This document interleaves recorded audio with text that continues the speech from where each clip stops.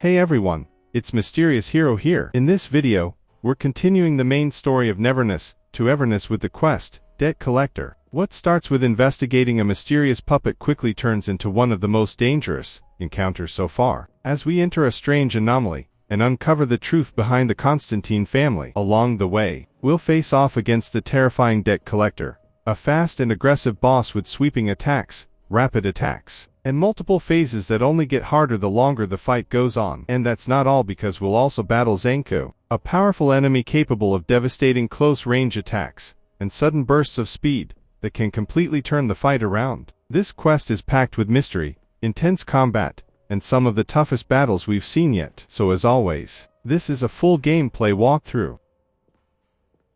Alright, let's get started, and I will see you guys at the end of the video.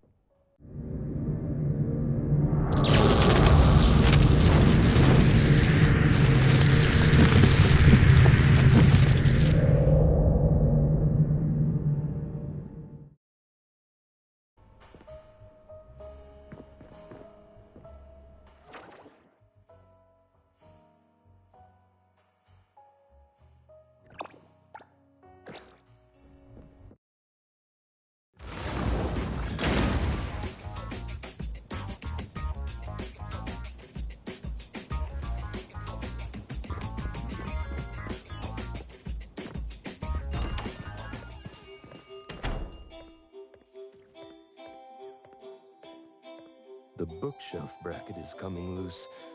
Get Tagido to check on it when you have the time.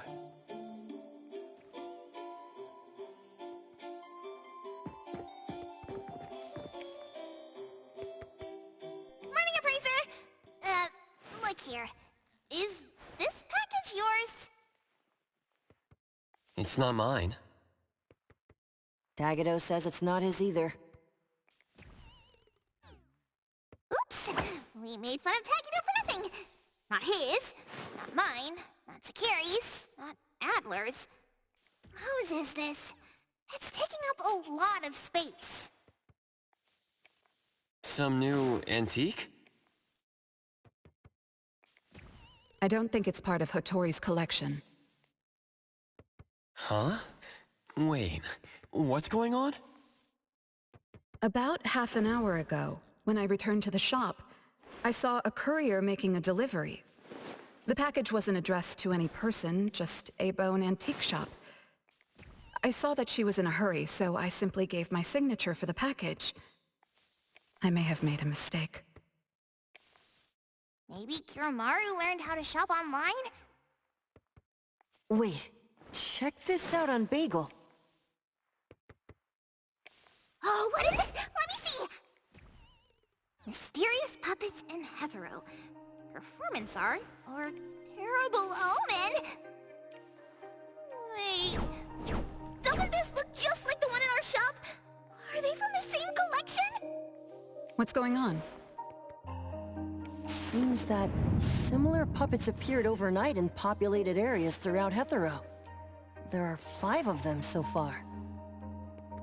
At first, people thought it was Giovanni's doing, some kind of puppet-themed art exhibition organized by the Dvorak's or something like that. Others thought it was a promotional event for Miss Ellie's puppet project 1,000 Faces, which has been trending. Until someone claimed it was the work of an anomaly that drains life out of humans to make puppets. That's when people started to take it seriously. OP claimed that one of his relatives was a victim, and if the anomaly isn't handled soon, Hetero will become a city of puppets. Is it really that bad? Mm-hmm. Anyway, people are afraid they'll be the next target, and more have been claiming that a certain puppet is someone they know, or even sharing close encounters with the anomaly.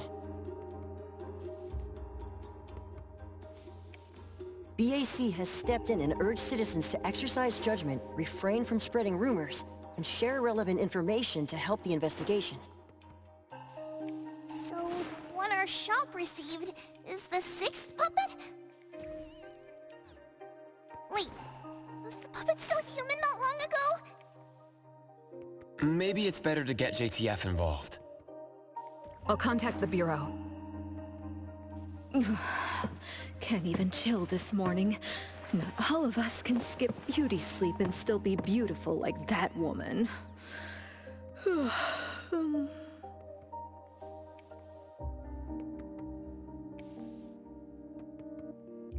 My apologies. It's not your fault, it's someone else.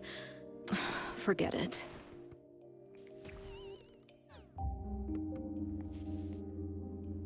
So who brought this thing?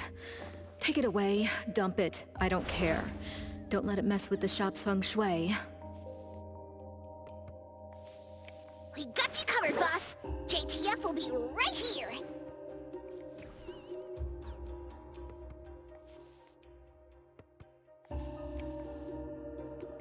I don't see you getting excited about bringing customers over, and you're bringing JTF to the shop?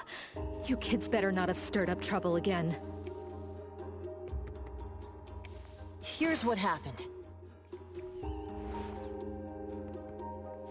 In any case, we'd like you to come to BAC to assist with our investigation. We'll have to leave the shop for a while. What do you think, Hotori?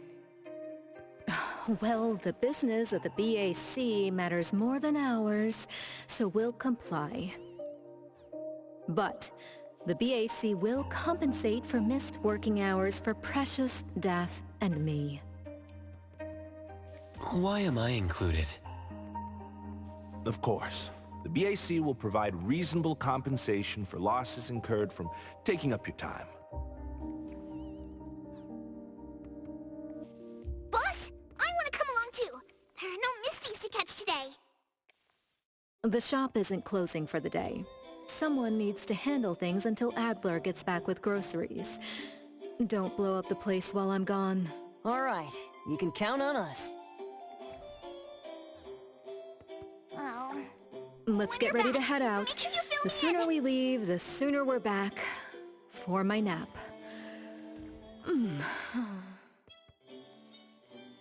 Why are you coming along? Alphard woke me up this morning and invited me for a little chat. I thought it was about a bisu. The director's tea is going to taste even more bitter. Come on, let's go. I'll try to get some fawns out of her.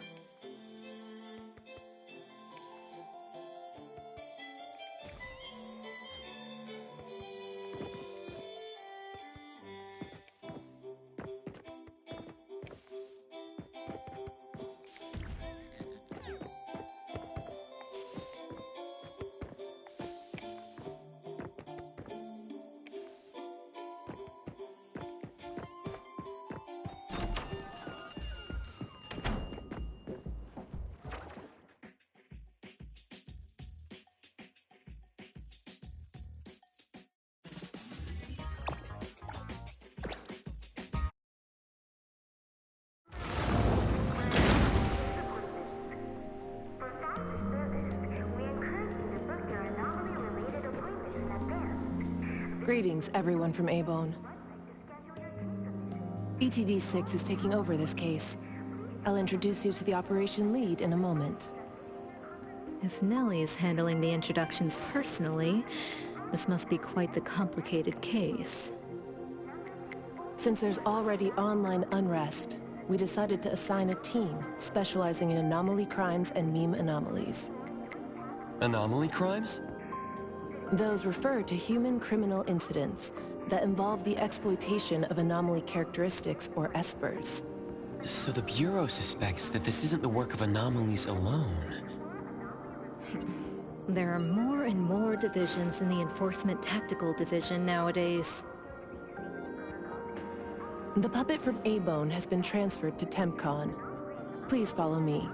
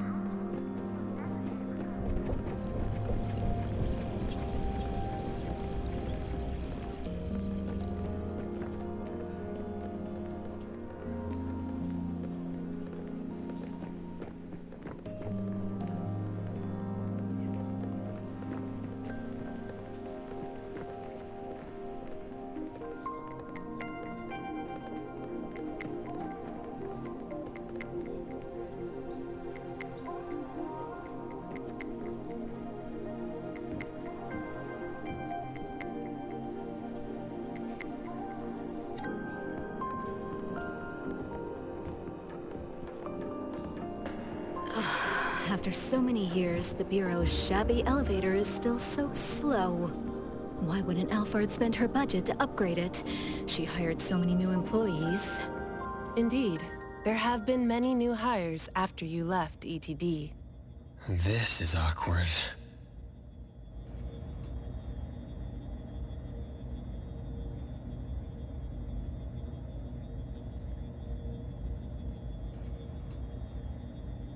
Precious, Daff. See you later. Aren't you coming? I'd love to hang around and meet teams I've never seen before, but my dear Director Alphard needs me for some grown-up discussions. Is it about Abisu? Should I go with you? Our Precious wants to feel the cool AC and expensive sofa, as well as the endless lectures from the Director.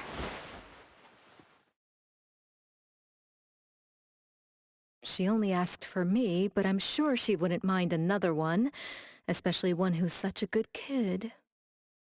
You mean I don't have to go with you?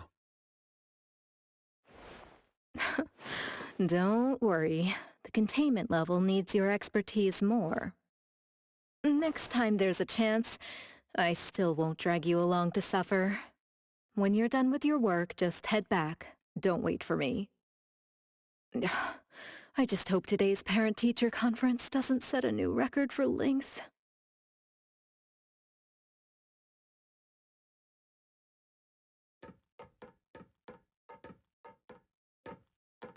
When I first came to the Bureau, Mint brought the Anomaly to TempCon here, right? Yes. TempCon manages anomalies and derivatives that we don't fully comprehend. Depending on the situation, they'll either be nullified or transferred to the Seleno compound for long-term containment. We're about to directly contact anomaly derivatives of unknown properties. That said, your safety is guaranteed.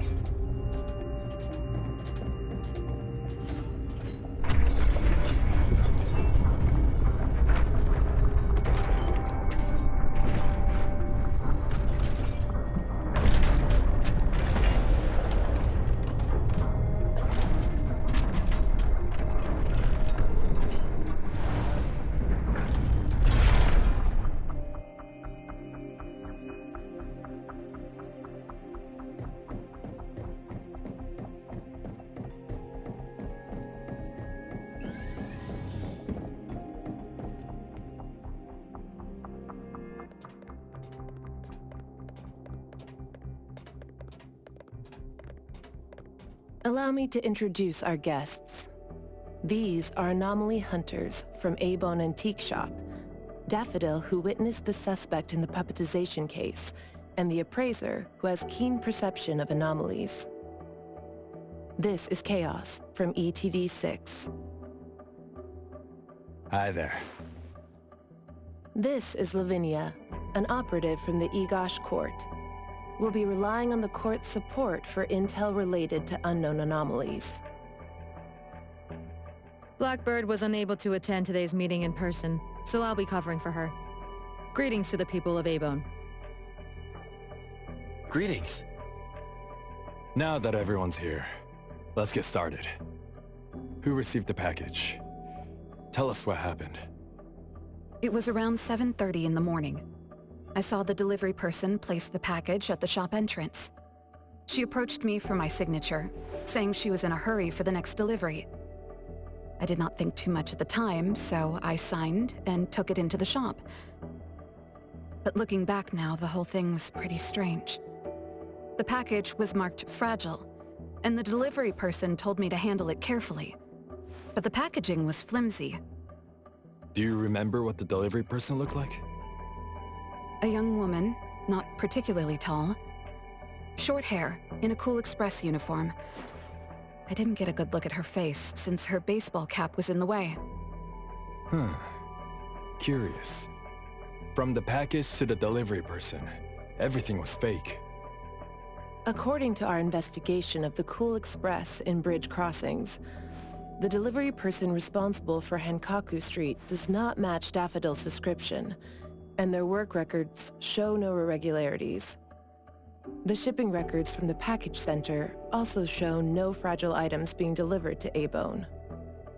Someone disguised themselves as a delivery person just to give A-Bone a puppet? Correct.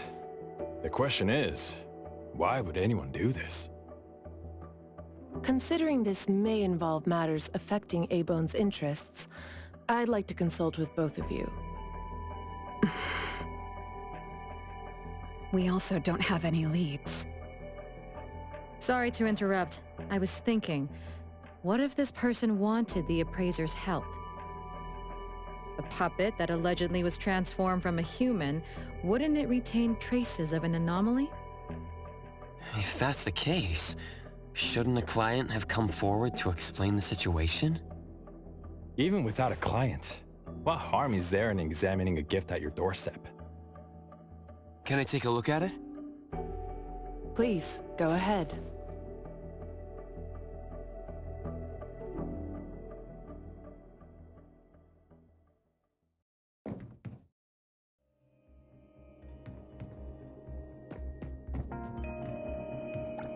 A puppet of a teenage boy who seems energetic.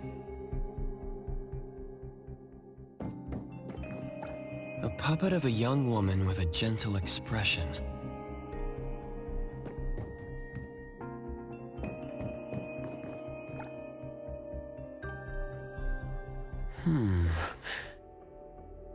The cards in the pocket. The Anomaly's aura seems to be coming from these cards. Bella. The red letters are names. And the number 0? All 6 puppets have a similar aura. It should be from the same anomaly, or the same type of anomaly, but it's very faint. I think the puppets should be ordinary puppets. They were simply in proximity to an anomaly. But the black cards in the puppet's clothes... The cards are the derivatives, aren't they? Very likely. So people being attacked and turned into puppets by anomalies is just a rumor. Pretty much what I expected. Who would spread rumors on Bagel to cause panic? Could it be the same person who delivered the puppet to A-Bone? Bingo! You're asking the right questions. My investigation shows that someone hacked a bunch of Bagel accounts and started rumors about people being turned into puppets by anomalies.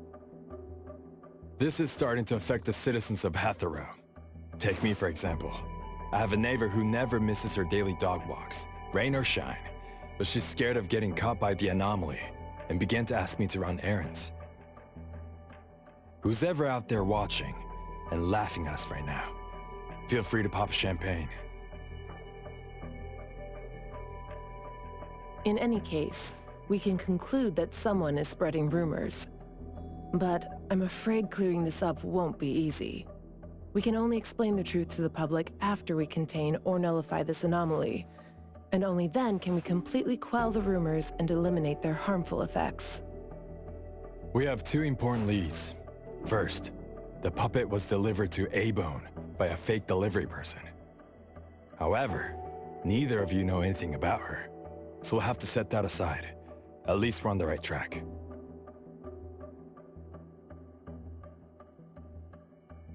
The second lead is that the Anomaly can write.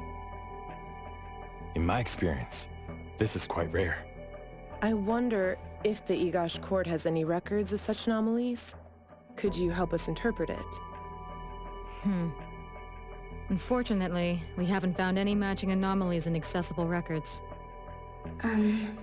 If we can determine the identity of the names written on the cards, I may be able to help.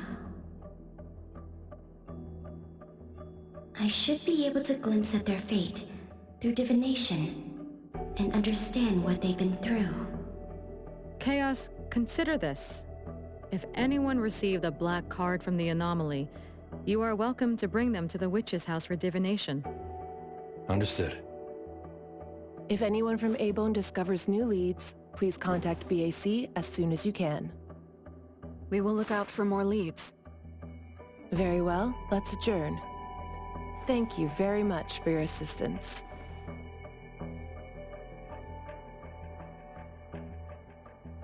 Who could it be? If only I paid more attention to the delivery person. Daffodil, you couldn't have expected this to happen. A-Bone's safety is my responsibility. This time, I left my guard down. Still, it's good to know that no one was actually turned into a puppet. Looks like Hattori isn't finished yet. Appraiser, if you're tired, you should head back. Let me handle the rest.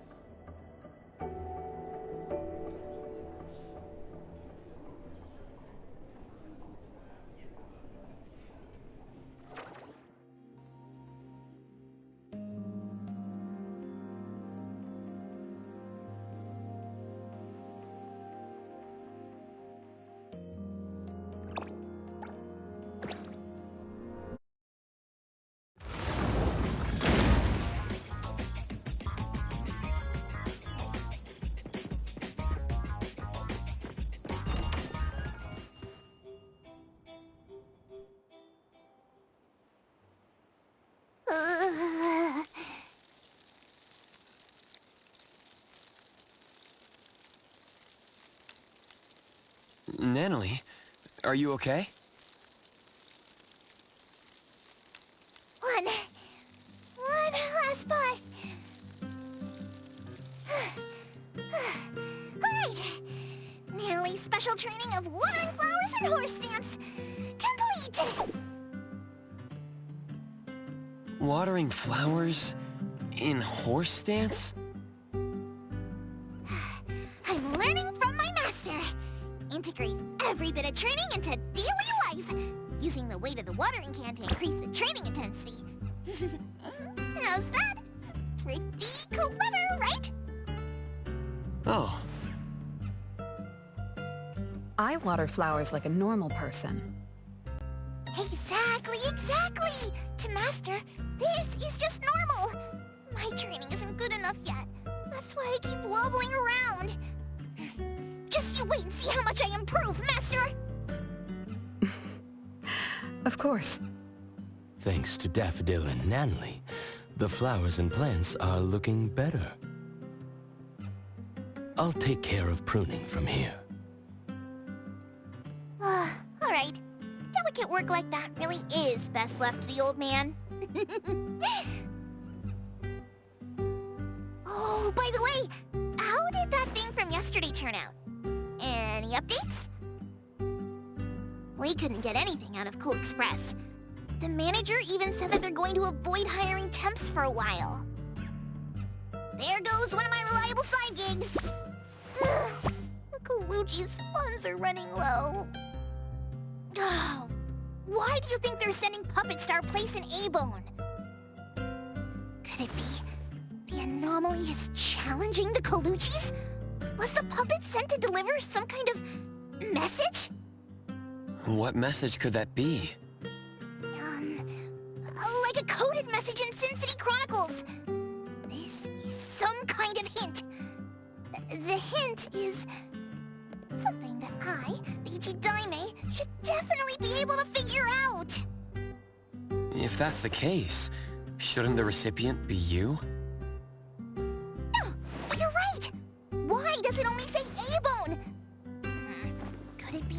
I, Natalie Colucci, am not famous enough? If it only says A-Bone, then who exactly is this hint for?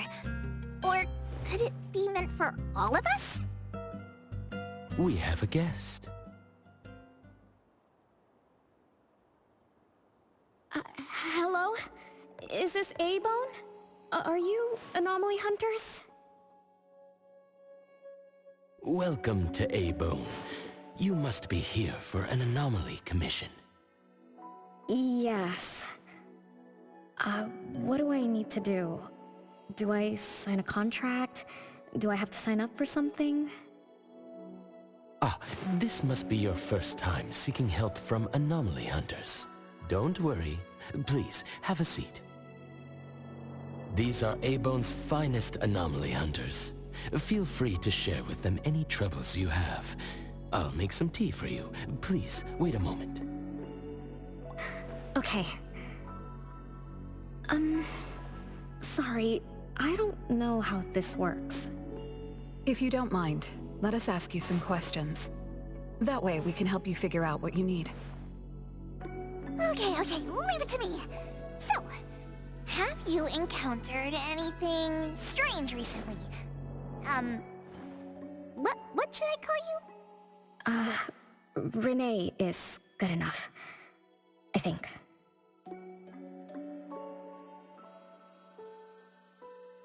Alright, Renee. What do you do for work? How's your day-to-day? Did something weird suddenly mess up your routine? I'm a taxi driver. I start at 8 a.m. and finish at 8 p.m. For lunch, I grab something quick from a convenience store. After work, I go to Food First for a set meal. The weird thing is, for the past few days, every night at exactly 9 p.m., this strange guy in a cloak shows up and attacks me. Though he looks scary and hits me pretty hard, when his attacks land, I don't feel a thing. I just cover my head and let him attack me for about 10 minutes. Then he leaves. Well, I think he leaves. When I peek through my fingers, nobody was there. That's about it. Isn't this strange? He attacks you every day? Even if it's just a prank, that's messed up. Here's your tea. Thank you. Every night at exactly 9 o'clock? What kind of kink is that? Maybe it's like those guys from gangster movies, who like to dress up scary to shake people down for money? They usually show up at the same time to establish an air of authority. Oh, I can't believe there's a lowlife like this on my turf! We'll have to talk some sense into him with my fists! But I don't remember owing anyone money. I did nothing to deserve harassment from this debt collector. He never says a word, just swings this huge scythe at me. It's terrifying. You don't feel any pain when he attacks. Could this be a hallucination? Or is this debt collecting some kind of anomaly activity? That makes perfect sense! Yes, it should be an anomaly, just like Fuka said. She told me to look for help at the A-Bone antique shop. Who's Fuka? She's my friend. Well, more like my food buddy. Fuka said, it's definitely an anomaly, and the anomaly hunters from A-Bone antique shop can help me. She recommended her shop? That's a first! Thanks to me, Natalie, the Tiger of Bridge Crossings, Ichi-Daime of the Colucci family! Oh, I've made a name for ourselves. People are finally going out of their way to recommend us! Your friend knows what's going on. What else did she say? I'm not really sure. I just know that she said I should get your help as soon as possible. Are there any other strange things going on besides that? It's hard to say. I don't know. Sorry, I don't have a great memory. I only have vague impressions of most things. How about you go ask Fuka? She also saw the anomaly in the parking lot that day. I think. She seems rather scatterbrained. It'd be good to hear what others have to say. It's almost mealtime. Fuka should be at food first. Shall we? What do you think, Appraiser? Master? This is our first commission of the day. We'll help figure this out and see if there's really an anomaly causing trouble. Let's not disappoint this very tasteful person who recommended us. Let's go take a look. How about you, Master? Master hasn't worked on a commission with the Appraiser yet. Maybe this is a good time to show you my latest training results! Hattori has no plans to go out today. Rest assured, I'll watch over the shop. Very well. Let's head out. Let's go! It's been a while since I had food first. Oh, I'm craving for their hamburger steaks. Hey, old man! We won't be back for dinner tonight! Take care.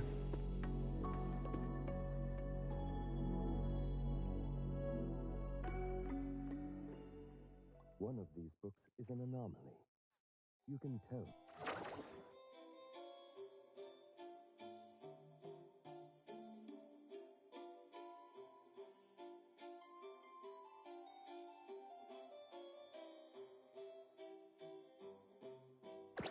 By touching the book spine.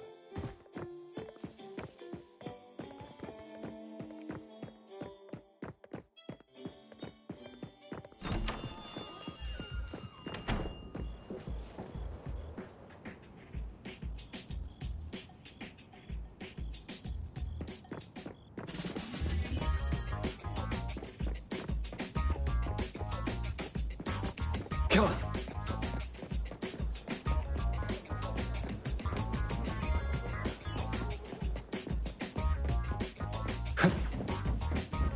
Perfect angle.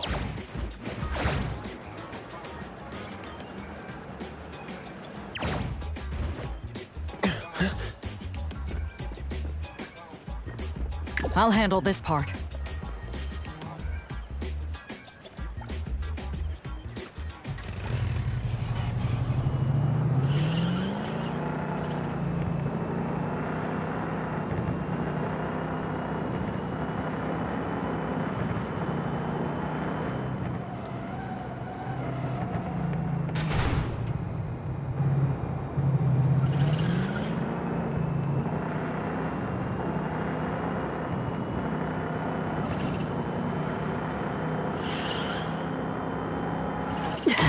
Careful now.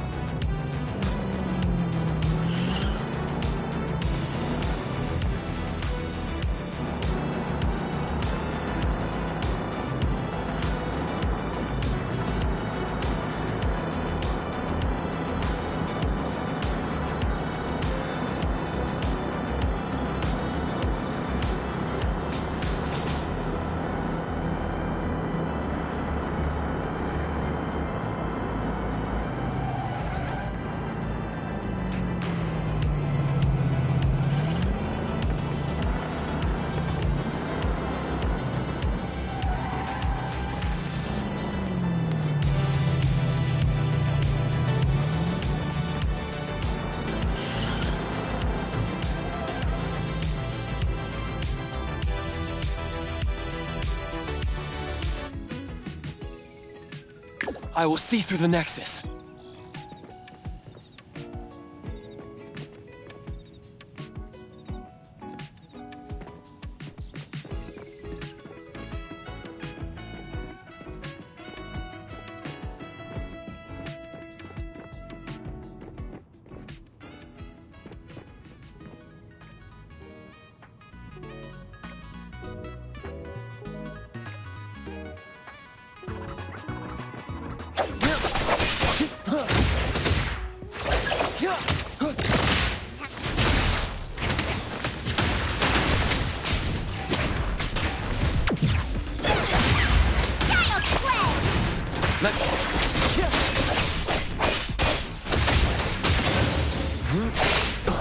Great.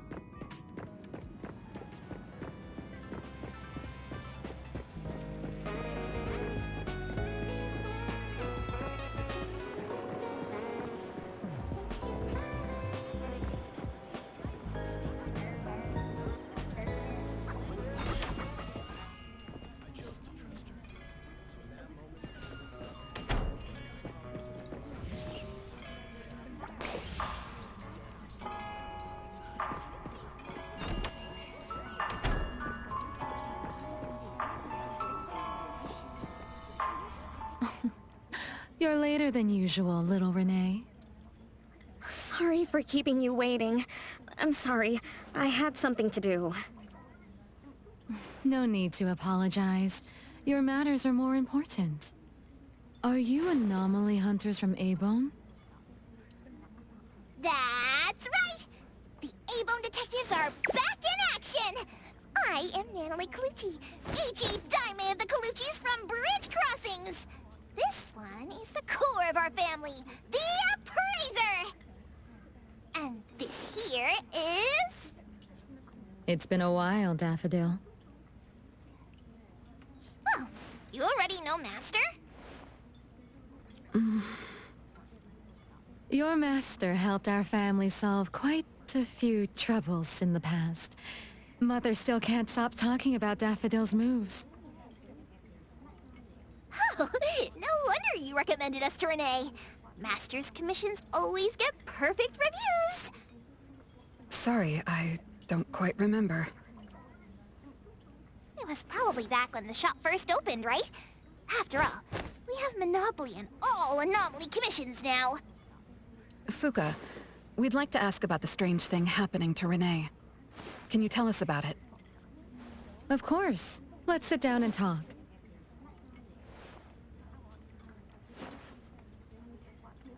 Two nights ago, little Renee and I finished dinner and were about to head home.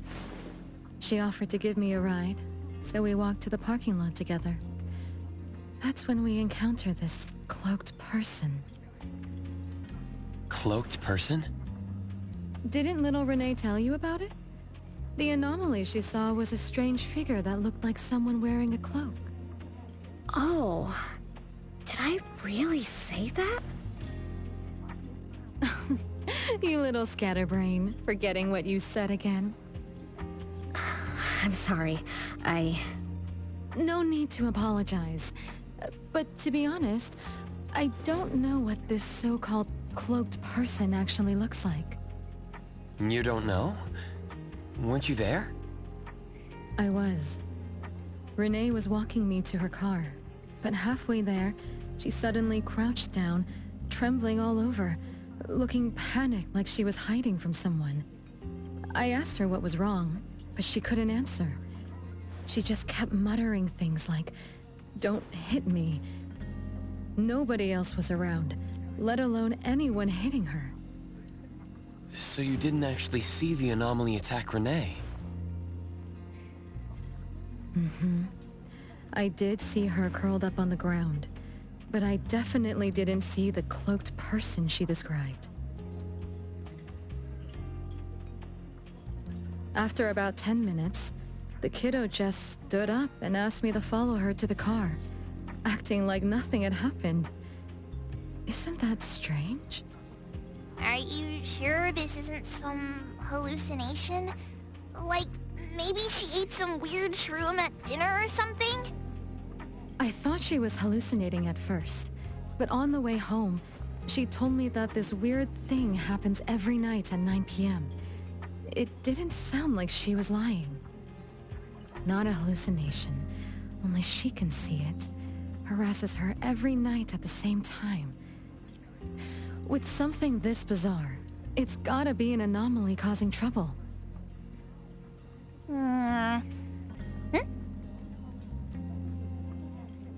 So, any leads yet? Hunters from Avon? I see. Can I ask one more question? Of course, Daffodil. When Renee was clearly unwell, why didn't you contact a doctor? That's right. She acts like she's nice, but when her friend was in trouble, she didn't seem to be concerned or help her. Well, I was worried something might be wrong with her, so I told her to go to the hospital. But the girl insisted she was fine. So I just let her be. You also suggested that she should seek help from A-Bone. That's because I later realized Renee must have gotten herself into trouble with some anomaly. So I thought of you. Wouldn't it be better if you experts helped her, instead of having an amateur like me mess around? Daffodil, you may be thorough, but you always get obsessed with details. Same old habits.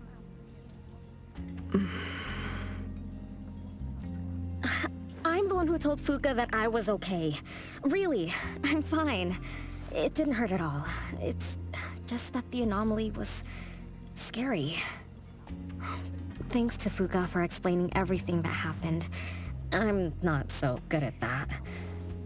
I feel like I don't really know what's going on. We've been talking for so long, we almost skipped dinner. I'll buy everyone food tonight. Take a look at the menu. What do you want, Fuka? Same as usual. Spicy chicken cutlet curry rice. I'll have the same. I don't know about the other stuff at this place, but I like the spicy chicken rice, since it doesn't have those gross green peas. What about you, Anomaly and Appraiser? Go ahead and order something you like. We'll gladly take the offer.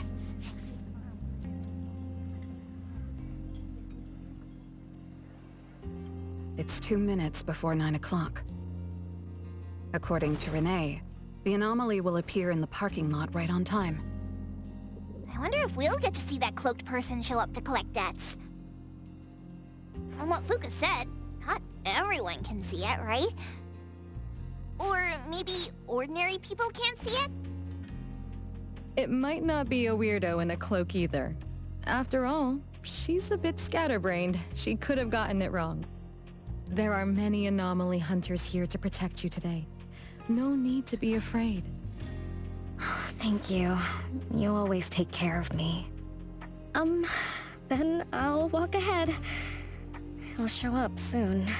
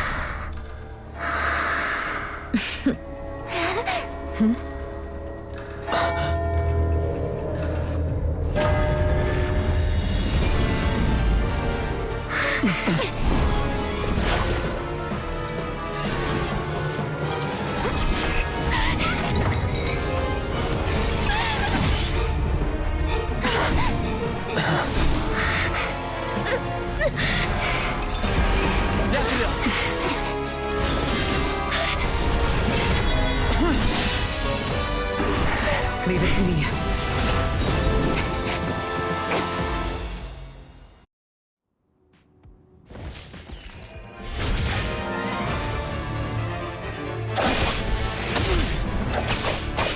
Great.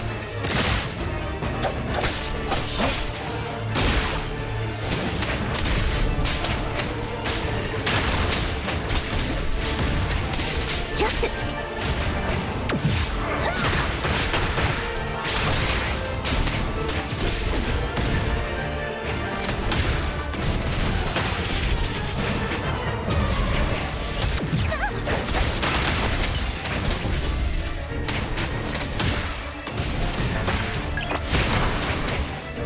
I will see to the next. Be careful.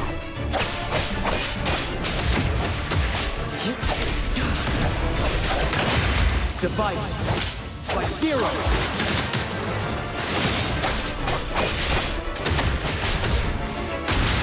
Underboss, it's our turn.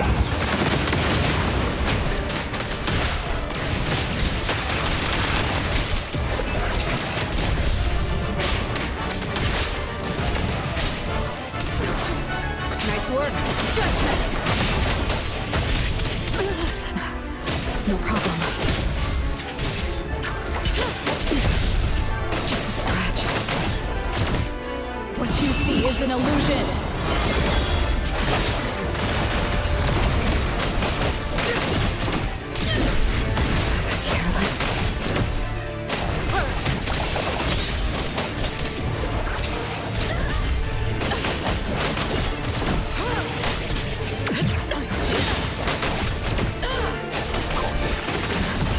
No problem.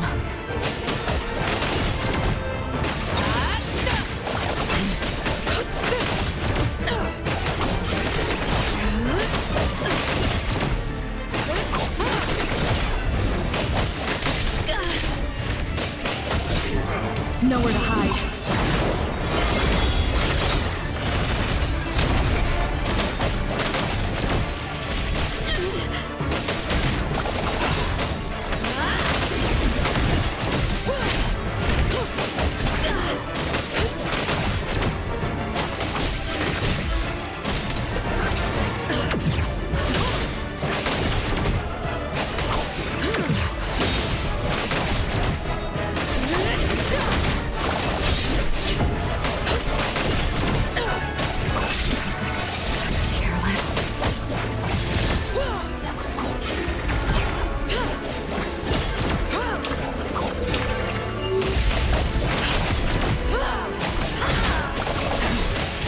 Let me create splinter and fracture.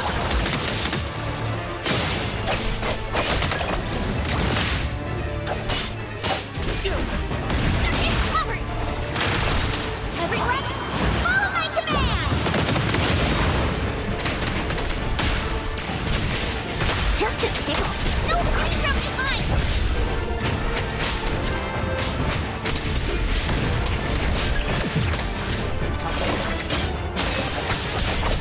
Be careful. Strike.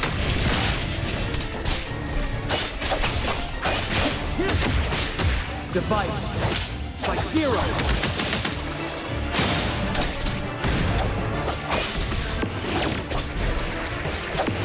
Perfect time. Smoke. My mistake. Hero to the rest. Everyone, follow my command. Just warming up.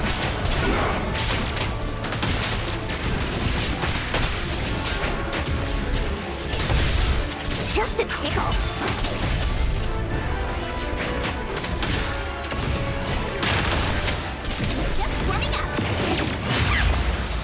Let me take over. Let's finish this!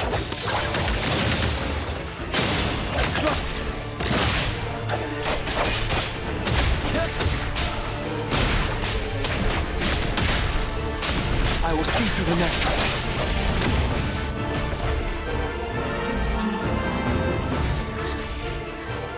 How did it get away?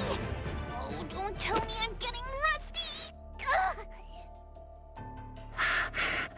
Stay away. Stay away from me! Are you okay? Don't worry, I drove away that debt collector. Everything's okay now. Did the Anomaly drop that thing on the floor? Renee. And a series of numbers on the back. Minus 20088. The numbers are different. It's the same type of card the Bureau is looking into. Let me contact Chaos. We meet again. From what I know, you received a commission from Renee to investigate this debt collector Anomaly, which attacks her every night at the same time. You fought, then the Anomaly left behind the same cards from the puppetization case. So you encountered the same Anomaly I'm after. Could someone have schemed all these encounters just to involve you? ETD6 lives up to their name. They are true Anomaly crime experts. You're right. This doesn't seem to be coincidence. We still don't know who's the mastermind or why they're doing this, but we may have already met her. Fuka, the friend who recommended us to Renee.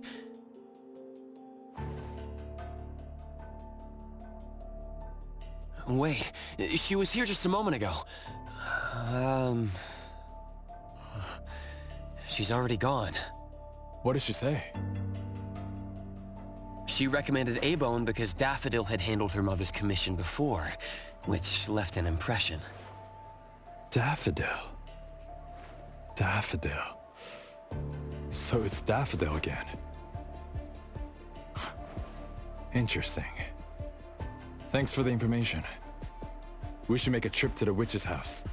Good thing it's not too late, so I'll ask the Blackbird and her team to work some overtime. Aren't you coming with us? Of course.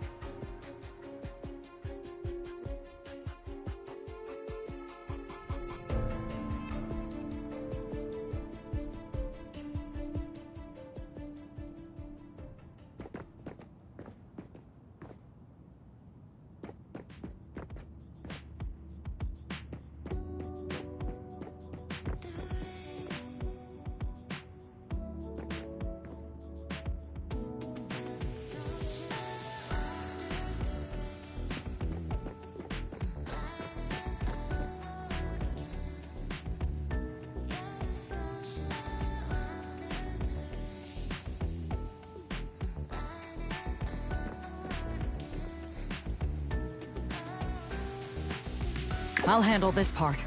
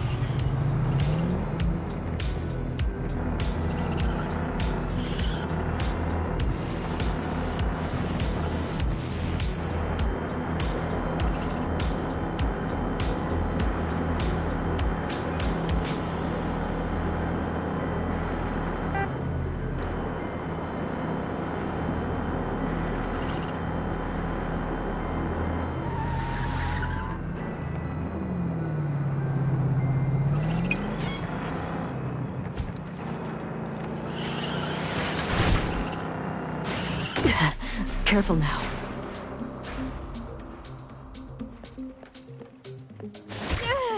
Let me take over. Watch the timing.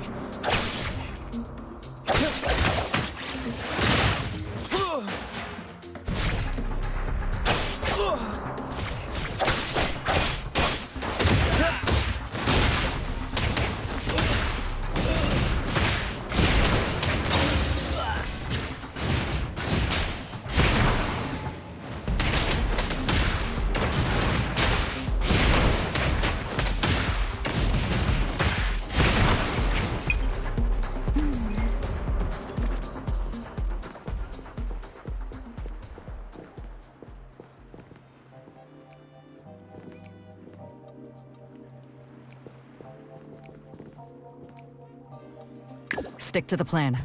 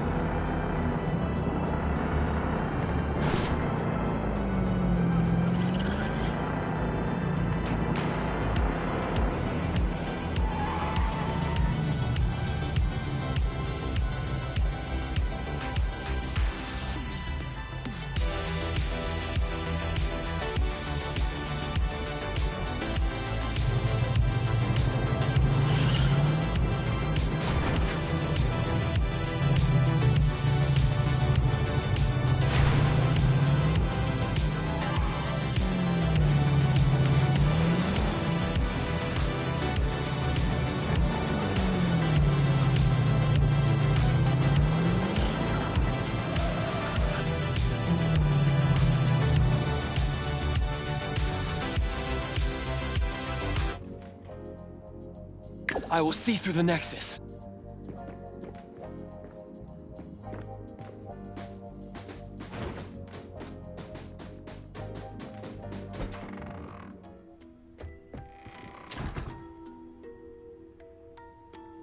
Greetings. Welcome to the witch's house. Hello. Sorry for disturbing you this late. Good evening. This young lady was attacked by the puppetization Anomaly tonight. Huh? Wait, what Anomaly? The one that turns people into puppets? So, those people really were... Well, we aren't certain at this moment. In any case, could you please share the entire incident with us? Oh, I'll tell you. Renee came to our shop because she wanted us to deal with some weird thing that appears every night at 9 o'clock to attack her. We were escorting Renee to the parking lot of food first, and at exactly 9 o'clock, there was a poof, and a wild debt collector appeared. We don't know its real name. Anomaly has been calling it the debt collector. That's right. It was swinging a huge scythe at Renee. I don't know if my eyes were playing tricks, but the scythe went through Renee's body. I was worried. I think I saw that too. Luckily, the appraiser blocked its weapon. Then, they started going at it, trading blows and stuff. But the fight didn't last long. Oh, it was just getting started when he ran off. Do any of you remember how long the fight lasted? 10 minutes sharp. And afterwards, did you discover that the Anomaly left the same kind of card for Renee? We did. Appearing on time, disappearing on schedule, and leaving similar cards for the victims. This debt collector might be a type of rule-based anomaly.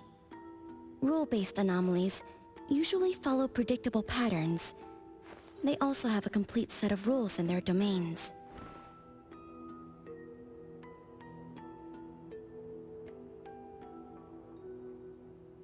For example, if any of you were to enter the anomalous realm it creates, you wouldn't be able to get out easily.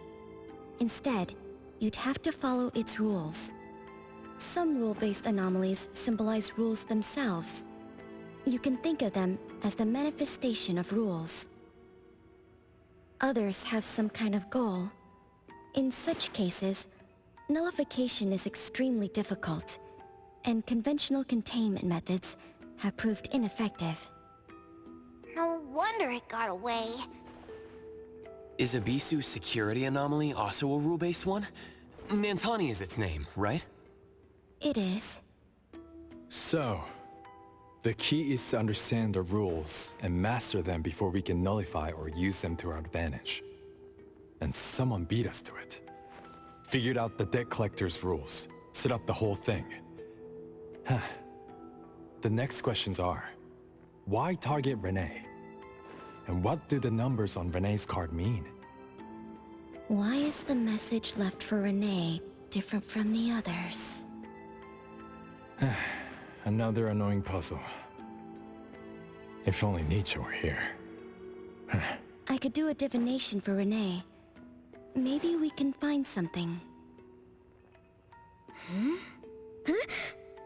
That's a surprise. I've never had a divination before. Is there anything I need to do? Just relax and close your eyes now.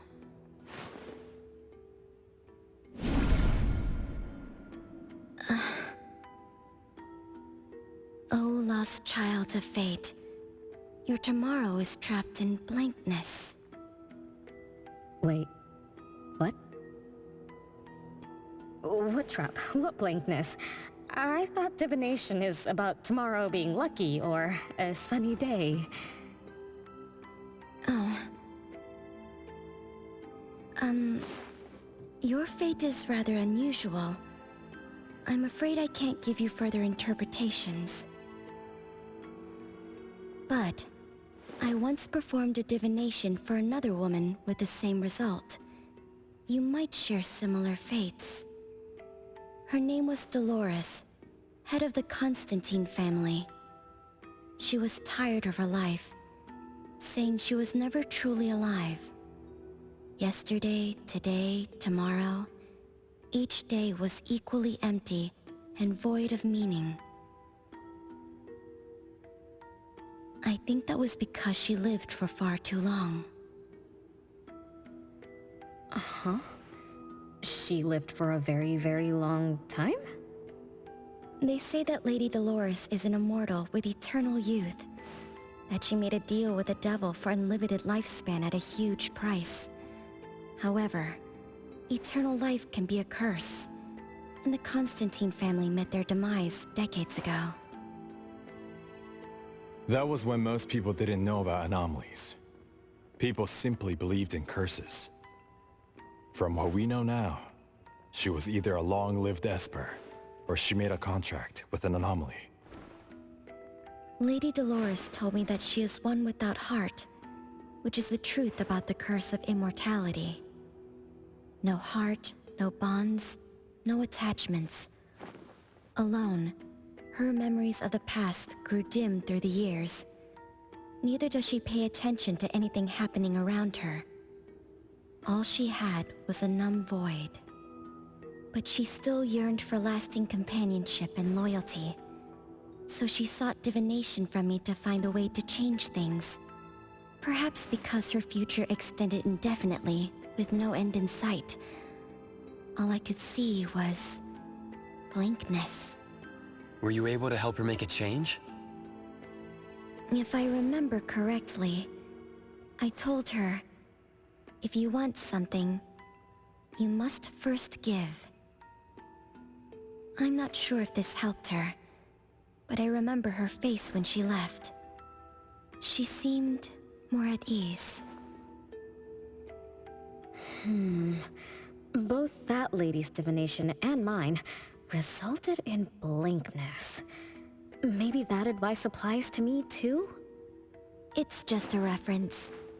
You could see it as a fun story. It's enlightening.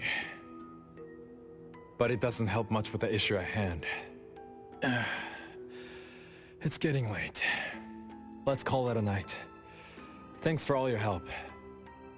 Miss, let me escort you home. Okay. Thank you, Chaos. Blackbird, thank you for your time. We'll head back now.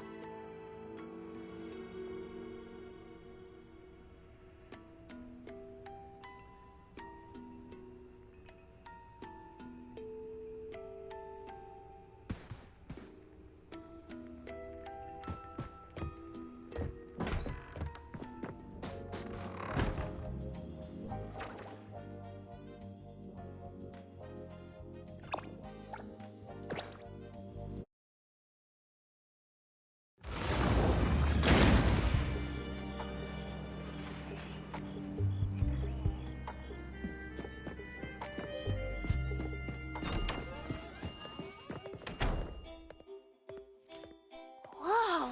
It's already so late! Today was a lot of work without a lot of results, huh? A rule-based anomaly, weird messages on a card, then some story from way back. There seem to be a lot of clues, but there isn't a way to connect them together. They must be related. What could be the missing link?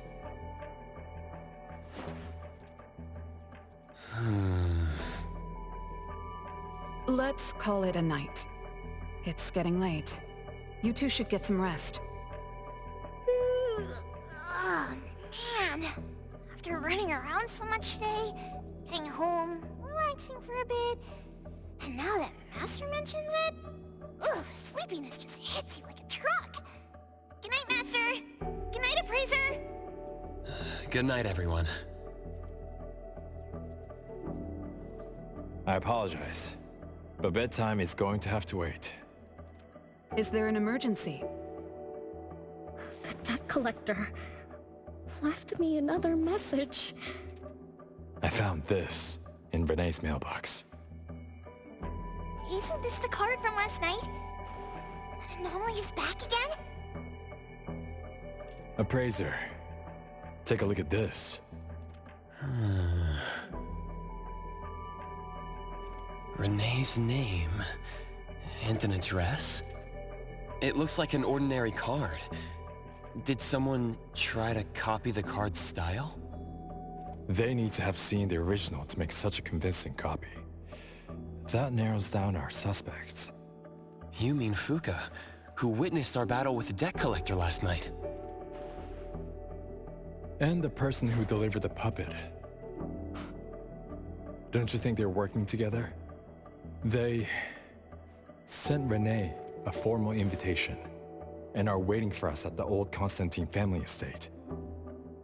That address belongs to the now defunct Constantine family. Renee, are you somehow connected to the Constantine family? I knew last night's story was different. I don't know. I don't remember. I'm just a taxi driver who's always been alone. How could I be connected to some strange family? Oh, I'm sorry. I'm not helping. All right. We just have to find someone who has an answer. Let's go. Wait, don't go yet. This is Ebon's commission. Daffodil must come along. Others can join us too. I don't have stupid rules about not getting others involved. Master, the Appraiser, and Natalie Colucci. The mystery of the debt collector is about to be revealed!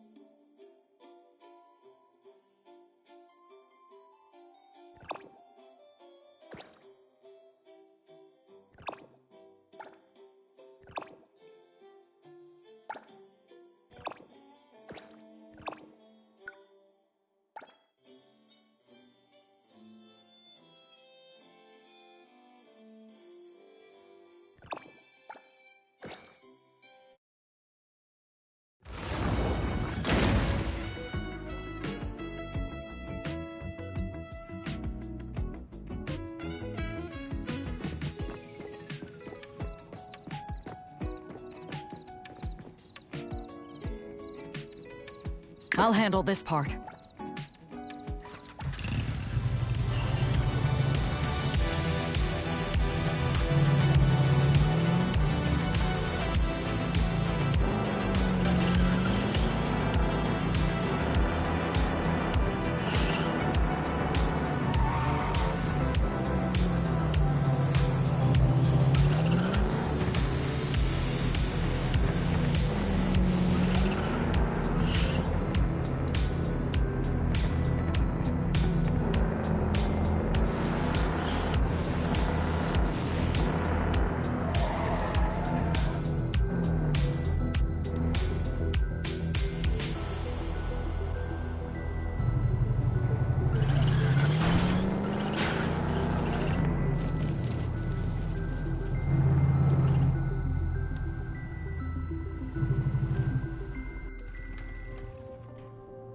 Let me take over.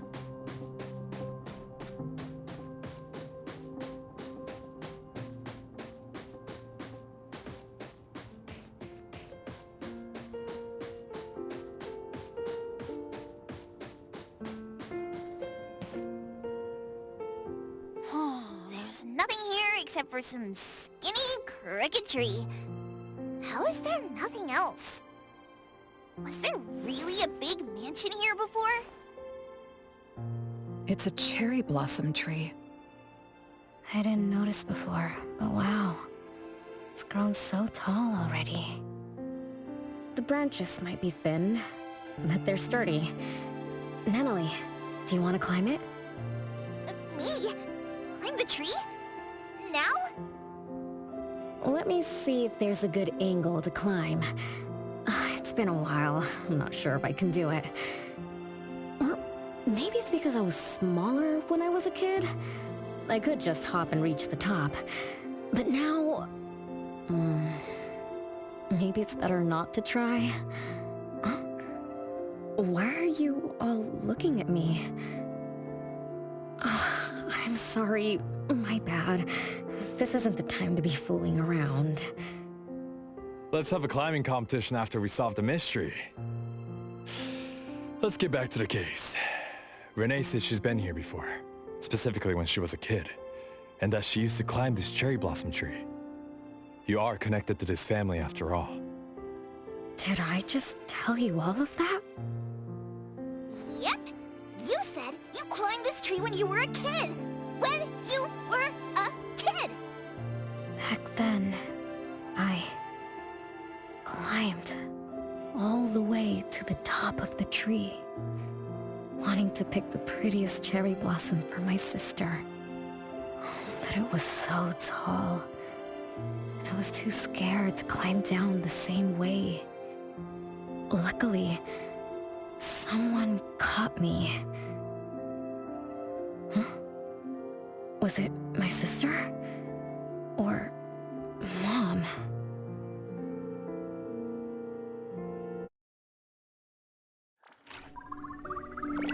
Ow!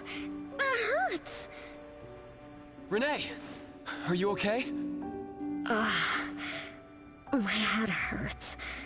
But my limbs are where they should be. What about you, Appraiser? I'm okay too. Where are we? What just happened? I'm not sure, but it looks like we're in an anomalous realm. You remembered climbing the cherry blossom tree as a child. Then we got pulled in. Anomaly and the others aren't here. We might be separated. This is my fault. I'm so sorry. I had no idea this would happen. No worries. It's not your fault. Besides, we hunters are used to being pulled into anomalous realms. The real question is, how did we end up here? What a grand entrance. This must be some wealthy family's mansion. Such as the residence of Lady Dolores, head of the Constantine family.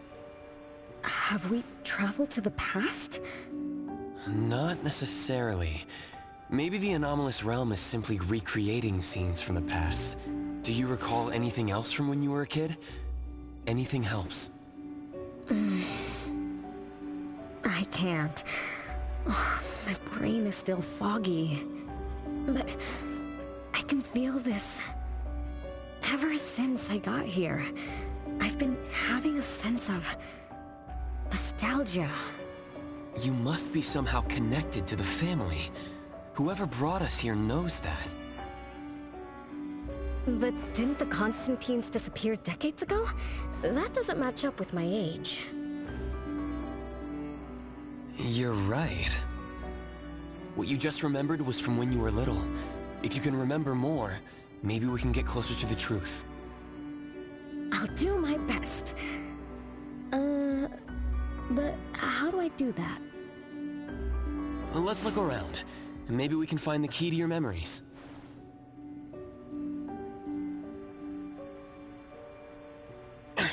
Strange. It won't budge. I'm feeling rather shut out. Is this really a door? It feels so strange. Maybe it needs to be opened from the other side? Maybe. Let's check over there.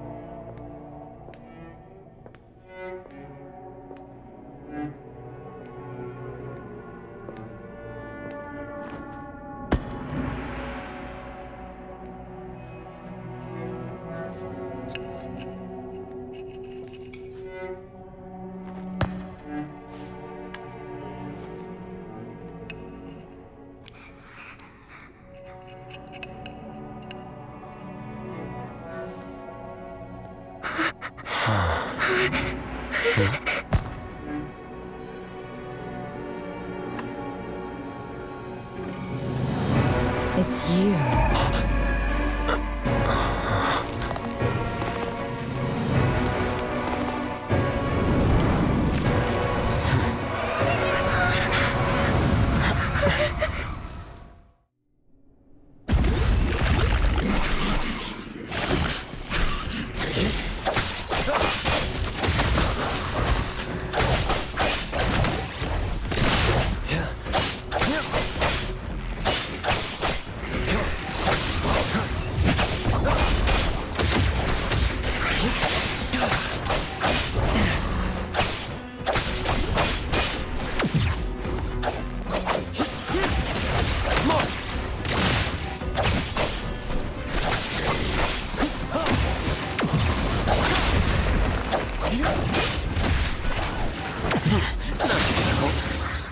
Divided by heroes. What was that just now? Something from the past? A family sitting around the table getting ready for a meal. Is this space replaying events from the past? How strange. It's like watching a movie. That's called a reenactment of the past. But did I just upset them? They don't seem too happy to see me. Don't worry about that. Anything can happen in an anomalous realm. In fact, hostile anomalies are rather common. Do you have memories of what we just saw? It somehow feels familiar. Especially with the person who lit the candle. But, I'm not sure. That lady... If she's from a memory, how could she make eye contact with us who are in the present? Am I just overthinking? 1 o'clock? It's 1 o'clock already? Bell chimes? When the debt collector appeared, it also sounded like this. Could this be related to the rules it follows?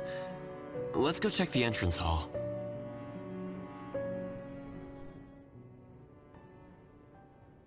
Oh, impressive! Classy! Great taste! That's how big families do it. If only the base of the Kalujis were as fancy as this. Well, we could definitely do without the curse.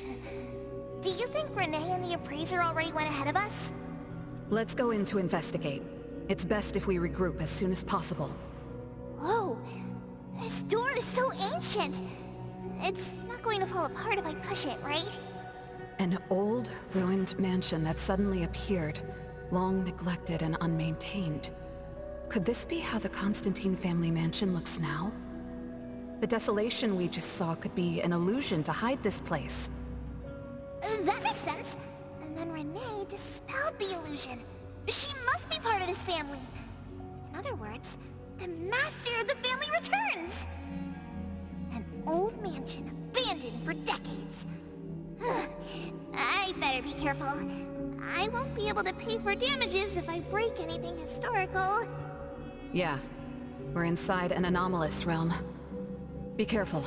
Alright then, let's be gentle. Hello there!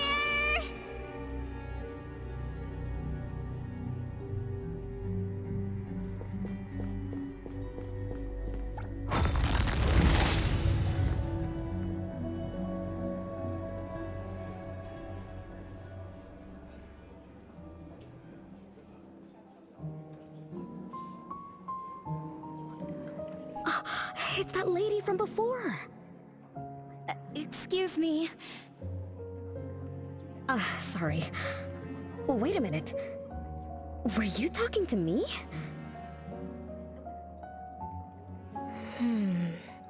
She just walked away without responding.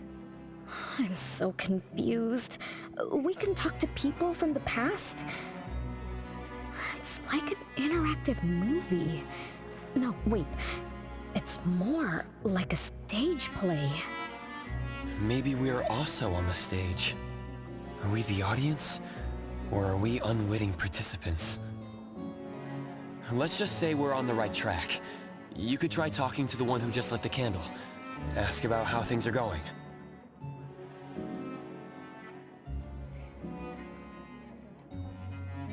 That lady... Oh, there she is! We'll have to squeeze through the crowd. It's going to be tough. Why are there so many people here? Are they having a banquet, salon, or something like that? Before I talk to that lady, should we talk to the other guests first? We can figure out what's going on in this mansion. That's a lot of people, though. When I drive a taxi, I don't need to speak to more than 2 or 3 passengers. No need to push yourself. Want me to handle this instead? Appraiser, you've done a lot for me. I have to step up. Besides, this is the first time I want to figure things out.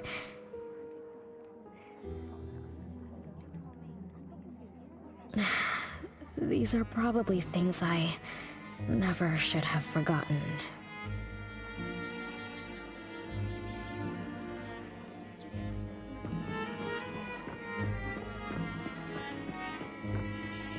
I might not have another chance like this. Ugh! I better make the most of this. We need to seize this last chance to butter up the lady. Maybe she might even invite you as a guest in the future. Oh, don't even think about it.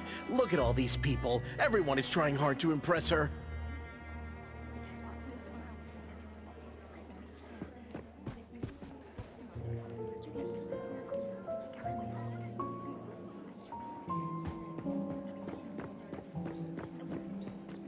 Which family does that young girl with the white hair belong to? How come I've never seen her before? That should be Bella, the eldest daughter of Lady Dolores. She is the organizer of this farewell banquet. Her daughter is already that grown up? She doesn't look that much older than her daughter. Shh, keep it down. You know that woman is cursed. What a shame. I was hoping to introduce my brother to Bella.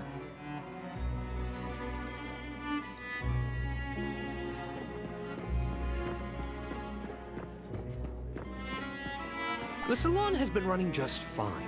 Why is it getting cancelled?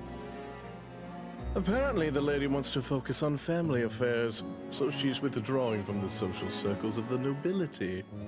Ah, such a shame. Dolores has an amazing chef and the finest wine I have ever had the honor to taste. Dolores is also the most gracious hostess. Always generous when she lends out money.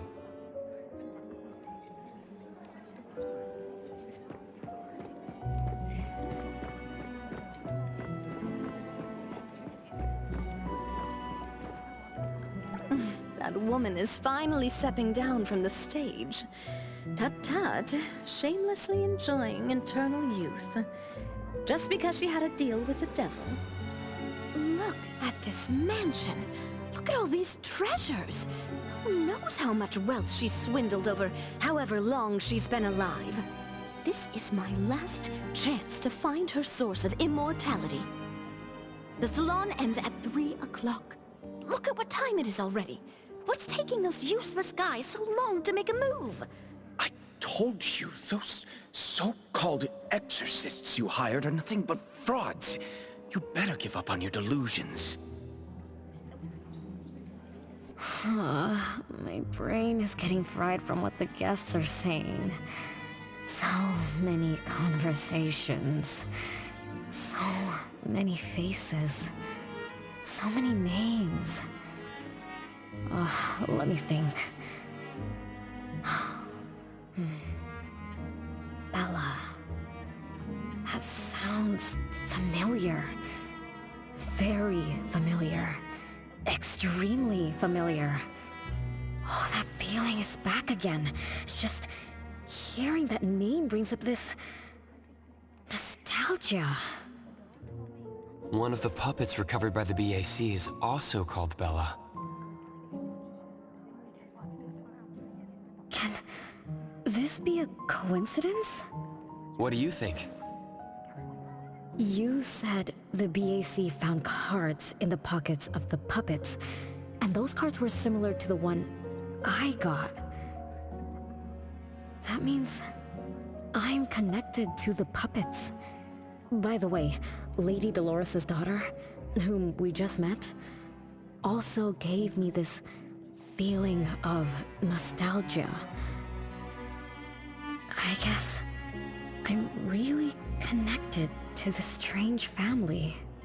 Did you remember something? Could I have been their driver? I'm pretty confident in my driving skills. Nope. Why don't we find Bella and ask for confirmation? That's a good idea. I want to talk to her, too.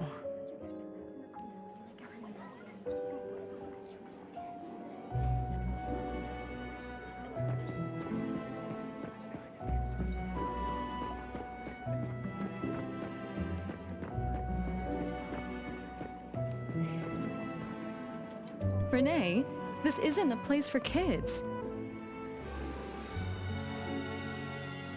Huh? Bella? You know me? Child, I'm your older sister. Remember, you should address me in a formal manner. I can't believe I have to tell you this. Mother has indeed spoiled you. Sister? My big sis? Why are you so confused? Oh, did you oversleep again? Mother warned us not to interrupt her salon, but you just had to go see what's going on. Like the time you hid in that cabinet to peek through. You ended up very disappointed, remember? You said adult social gatherings were boring, so you dozed off. You fell asleep in that cramped cabinet. When you woke up, you were so groggy that you forgot where you were and what you were doing. And then And then you woke up, but someone had shut the cabinet door, leaving you in a dark, cramped space. You snapped and started to cry. Desperate to escape, you threw yourself against the cabinet door. That day, every guest witnessed the extraordinary commotion you caused. You completely ruined Mother's salon. I didn't mean to, Big Sis. Is that so? Do you really think I'm your sister? Huh? Big Sis? But aren't you? No, Renee. I'm just a shadow bound to this place, destined to meet you. Though you might have forgotten or abandoned us, we've been waiting for you all this time. We've been waiting to relive these moments with you. So, I really am part of the Constantine family? I'm her daughter? Looks like that poor brain of yours still remembers something. If you didn't even know your own mother, how sad would it be for those who love you? Where are they? Mom and the others. Are they still home? My dear sister, this is the Constantine mansion trapped in the past. Everything that happened here, everything about us, reenacts over and over again at this place. Come on, Renee. To return to the past, you must reclaim the choices of your past, including all your mistakes. If you're not Renee's older sister, then who are you? Shouldn't you ask her why I appear as Bella? The answer has always been in her heart. I don't understand. Wait, sister! It's all right if you don't understand now. I've been waiting for you for so long. I don't mind waiting a little longer. Bella. I think I'm starting to remember. She was the sister who caught me when I fell from the tree. She's been here all along, waiting for me to come home. And why is the puppet also called Bella? I don't think the Bella we met is a real person.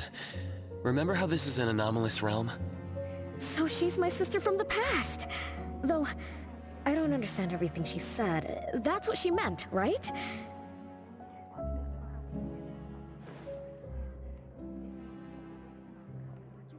Then, I really am part of this family. Didn't this family disappear over 50 years ago? How could I... How about we ask Lady Dolores? My mom?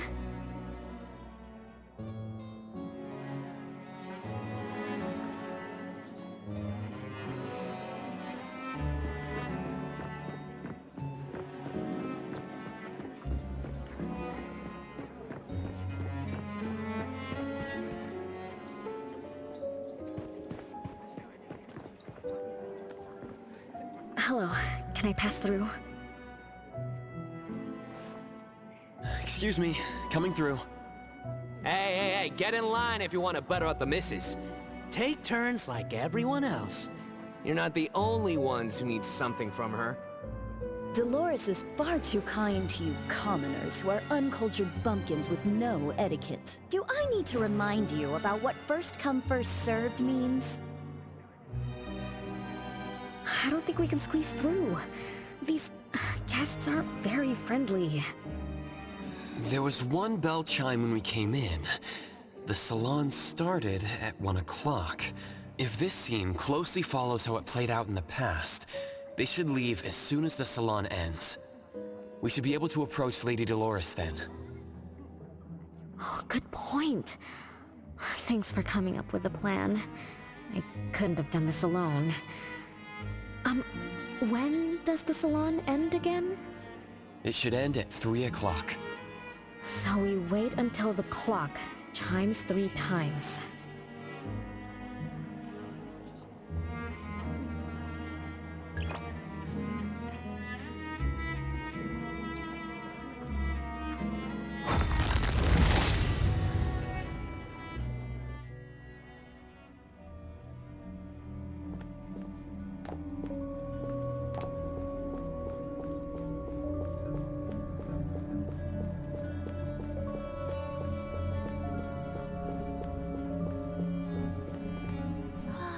What a beautiful clock!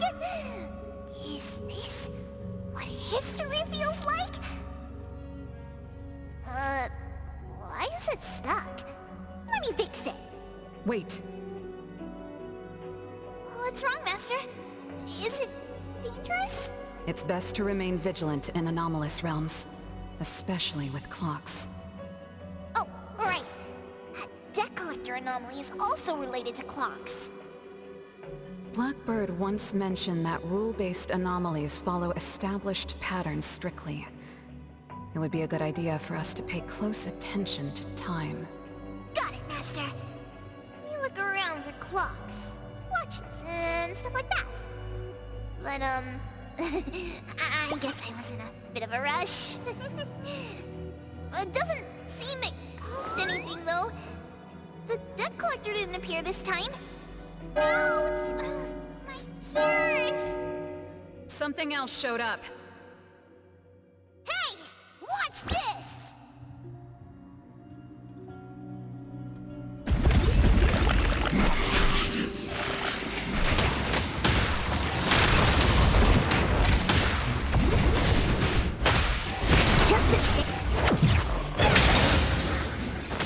Nice work, no mercy. Stay sharp.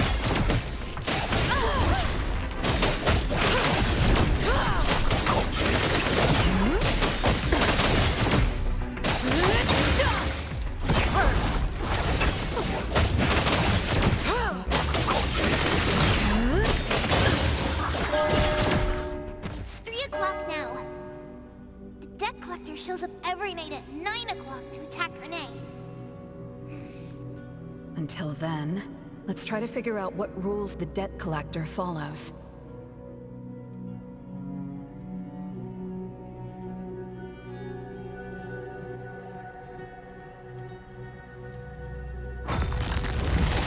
Oh, it's 3 o'clock already.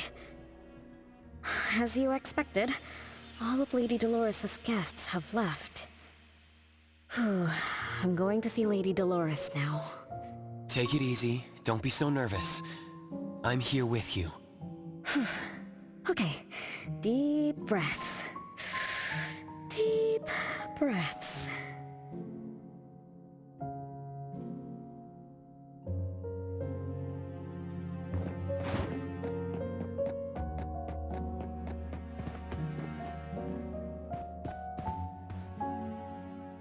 Lady Dolores.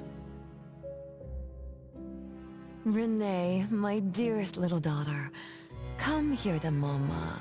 No need to hide anymore. The troublesome people are all gone now. Mom? Are you angry with me? I was too naughty. I hope I didn't interrupt your salon. Angry? How could I be? I just didn't want you to see those people too early. To witness the greed, foolishness, and ugliness of those who long for so-called immortality.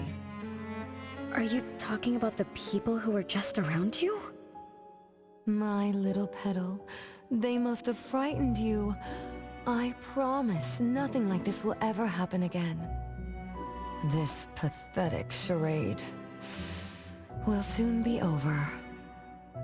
Mom, you've always hated the salons? Feelings of love or hate didn't matter at first. I simply had to run the salons. I had to use these connections to reverse the decline of the Constantine family. Besides, I don't even remember all the little things. Even though my goal was fulfilled long ago, these salons kept going, one after another. Perhaps they weren't the only greedy ones. I was too. I was too young and too foolish. I mistakenly thought gathering them under this roof could bring me some comfort. However, they were nothing but a bunch who envied the family's reputation, coveted the wealth in this mansion, and lusted for so-called eternity. After a while, I came to see them as nothing more than greedy beasts, scrambling for scraps and pandering jesters making fools of themselves. I guess they sufficed as entertainment. I don't get it. It's okay if you don't understand. Mother promises that you, my little petal, will never need to understand this. These troubles will never bother you again. Mom, are you not hosting salons anymore? Whatever I sought in those salons was a mistake from the start. I must correct this mistake. And the catalyst for that change is you, my dear. My little petal. Family is what matters most. You are the most precious gift in my life, as well as the very source of meaning in my stagnant existence. Whatever time we have left, we must treasure every moment together. From now on, as long as I'm with you, as long as our family lives together in harmony, a moment of happiness with family is worth more than an eternity in solitude, even if it's just for a brief moment. Mom, wait! Little Renee, what would you choose between an eternity in solitude or a moment of happiness? Big Sis! You appeared out of nowhere. That was spooky. Oh, wait. What did Mom mean? And the rumors about the family. Is Mom cursed with eternal life? But how can eternal life be a curse? Isn't it great to live forever? So that's your answer. Well, having something is better than having nothing, and having more is better than having less. Right? Like, if you have endless time, couldn't you do as many things as you wanted? If I had eternal life, I wouldn't know what I wanted. And I wouldn't know what I could do. I wouldn't even remember what I've ever done. Is this my life right now? All this time, what have I been living for? Days with nothing to do, with no meaning, and with no end in sight. So that's why it's a curse. Poor Petal. It seems that even after forgetting us, you still haven't found what you desired. Or was the kind of happiness you were looking for nothing but drifting through life in a daze, barely conscious? No, I didn't forget you on purpose, Big Sis. It's not like that. Little one, you self-contradict and don't act as you say. But I believe you, because you've already paid the price. Just like your first answer, you made a choice before. That choice allowed you to return here by yourself, but it also made you forget everything, including us. You're saying Renee chose eternal life, like Lady Dolores. What do you mean? Me? Eternal life? No way. Did I? But what about you, Big Sis? Mom? Are you all alive? At least you weren't made into puppets. Thank goodness. Renee, you basically forgot everything about us. Mother, the one who gave us life, loved you so much. She used a picture of you as her bookmark. When she read before bedtime, her gaze would always drift towards your smiling face. Every little thing about you, your quirks, your habits, your childish nonsense, she remembered it all. You were the only one she had in her eyes and in her heart, as if the rest of us didn't even exist. And we are the same way too. Mother, Elliot, Teresa, everyone is waiting for you. Won't you come see them? Mom? And the other siblings? Everyone's waiting for me? The cherry tree Mother planted in the courtyard is bathing in sunlight and in full bloom. Time has come to a standstill, and moments of happiness place over and over again.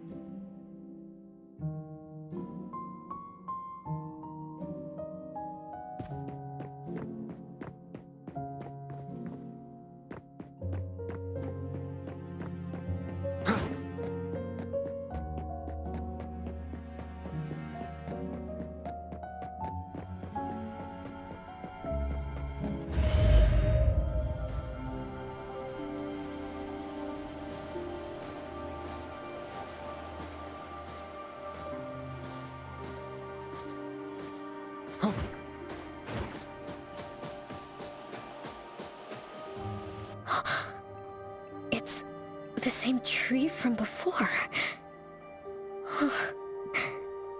The cherry blossoms. Oh, they're so pretty. Back then, when I was looking up at this tree, I suddenly wanted to pick the most beautiful branch for Big Sis. I thought she'd definitely look pretty with cherry blossoms in her hair. So I reached for that branch as far as I could.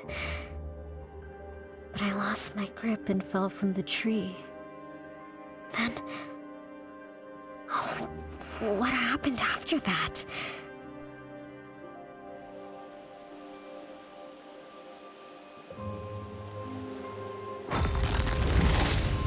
This is the crooked tree we saw when we first got here. The flowers have withered. Just like the fate of the Dolores family. Be careful. Looks like we're not the only ones here for the flowers.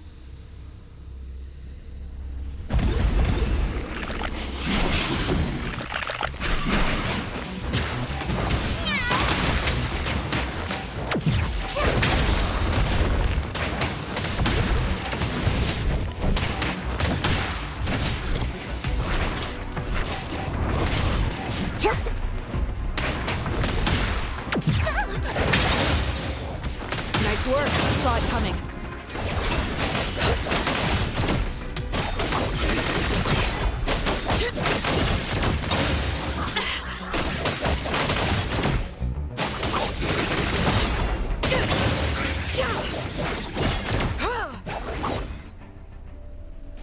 I'm gonna show you how a great teacher makes a great student!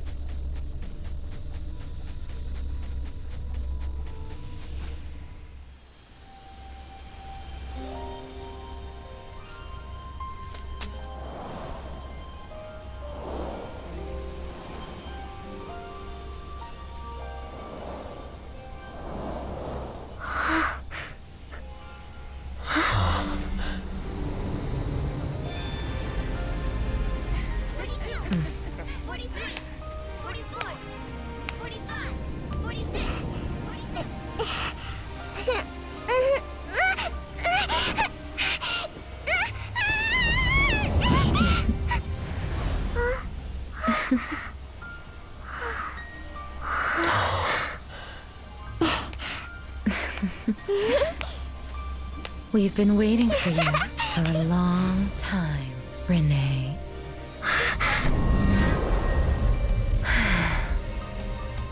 Do you remember the reason we were born? And the purpose we must serve?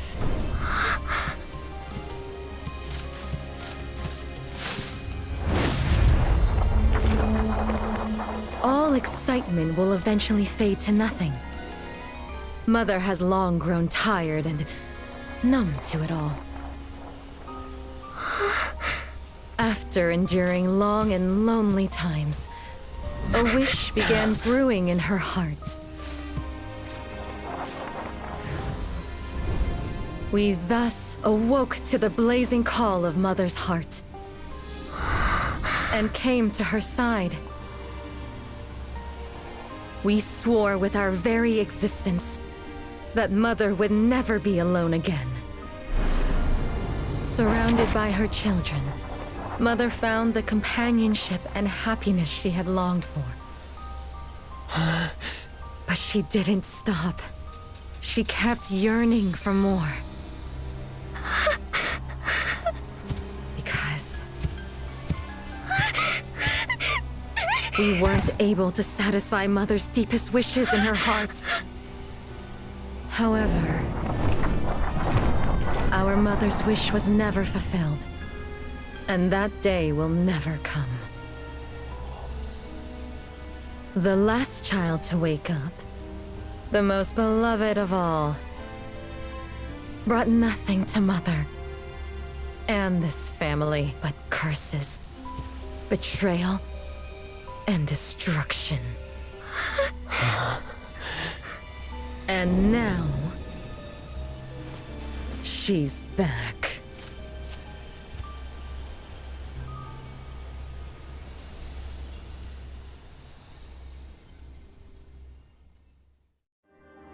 Do you remember about the time our family spent here? From the very beginning, we were just wooden puppets sleeping in Mother's box. We opened our eyes in response to her deepest wishes. We answered her calling from the depths of her heart. Teresa, Elliot, Yvette. One by one, the children woke up and gave everything they got to put a smile on Mother's face. Those names are the same as the puppets found by the Bureau. This was Mother's miracle. She gave life to the wooden bodies of her puppet children. All of us shared Mother's gift of eternity. In return, we brought her laughter and companionship. The happy times seemed to last forever. But Mother still felt lonely. She was still yearning for more. As long as Mother's wish remained unfulfilled, more children would continue to come to her side.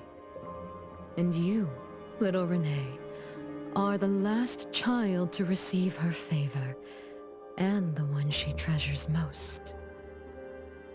So, we used to be puppets. And I woke up because of Mom's magic. That must be the Esper ability of Lady Dolores. Our existence, our calling, and our purpose. Everything was dedicated to Mother. Thank you for helping me remember all of this, Big Sis. Unfortunately, you abandoned all of our duties. You betrayed us and committed an unforgivable sin. Sin? I don't get it. You forgot your family. You even forgot the sins you committed. But that's okay. I'll make you remember everything. That's exactly why I am here. The sin is recorded on Mother's registry in the study. Won't you go see for yourself? You could give us a better explanation. Everything started because of you. My ignorant little sister. Oh, wait a minute. Don't leave me, sis!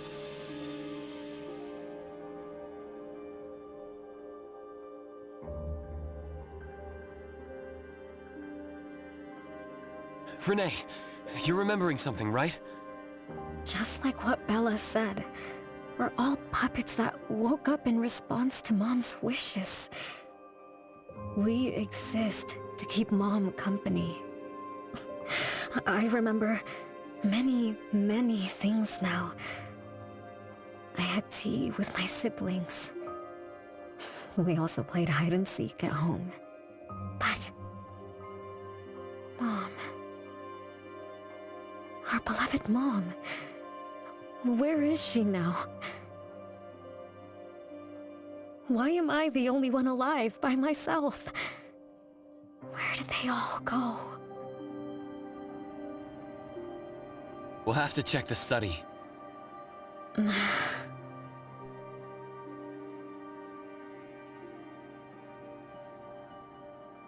What's going on? I have no memory of that place. But I feel scared. There is something in the study.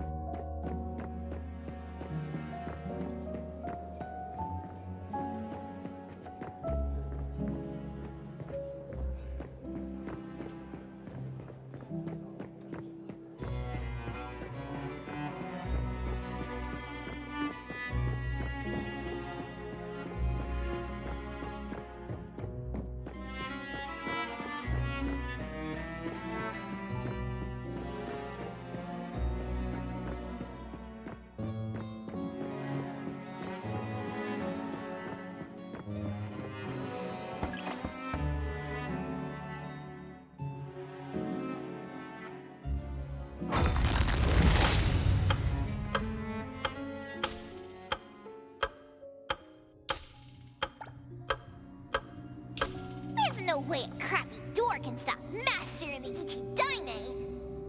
This is the only locked room in the whole place! I smell secrets! Do not let your guard down. Be careful. Yes, Master! Another grandfather clock? Ugh, either Lady Dolores is a clock nerd or this anomalous realm is related to the concept of time. Something feels off. Let me look closer. Wait, Nanalie. It's the anomaly that attacked Renee. I think... it doesn't want to hurt us. We're not its target. Renee is. What was that thing about rule-based anomalies again? It follows rules. It only starts moving at exactly 9 o'clock, and its target is just Renee. You're right. Even if we attack it now, it'd likely be as futile as last night. If Blackbird is right, it only nullifies itself after completing its mission. It's getting closer to 9 o'clock. We need to find Renee as fast as we can. I don't know where everyone else is. I hope she's not alone. Let's search the area first.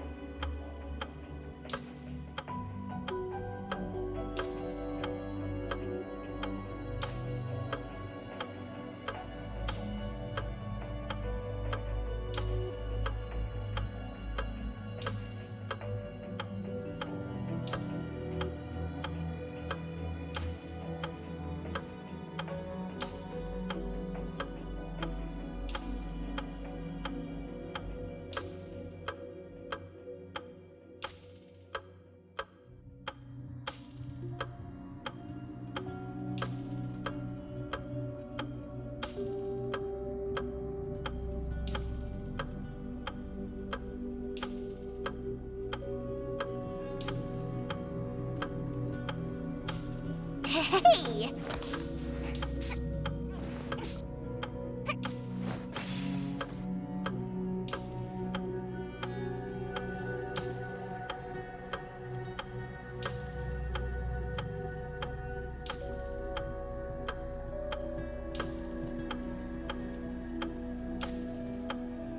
Hey!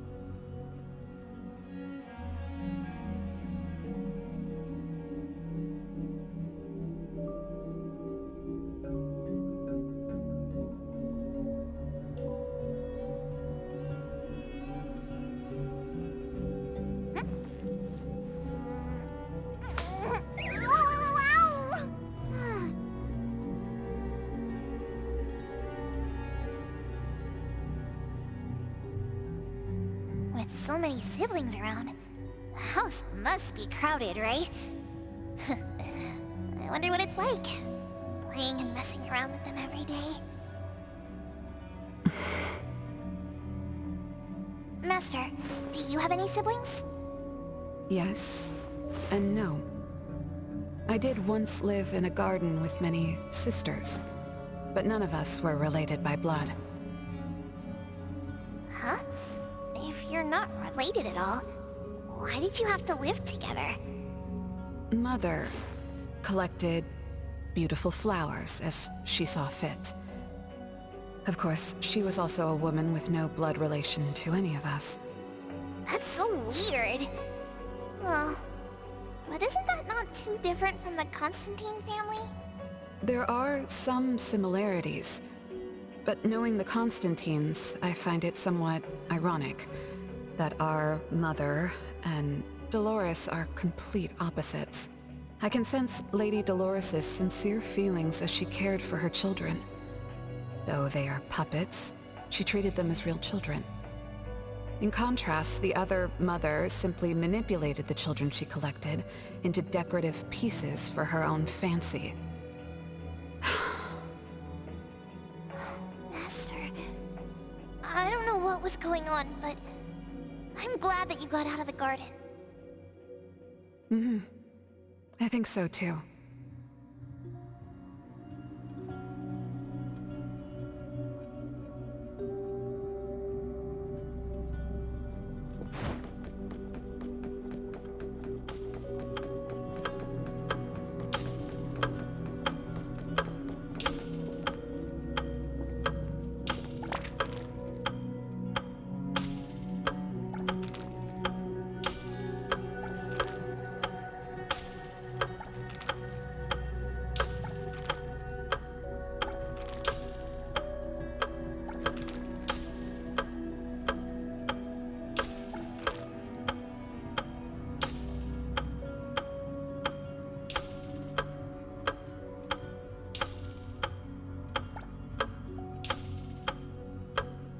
Chances are, Lady Dolores has met her demise.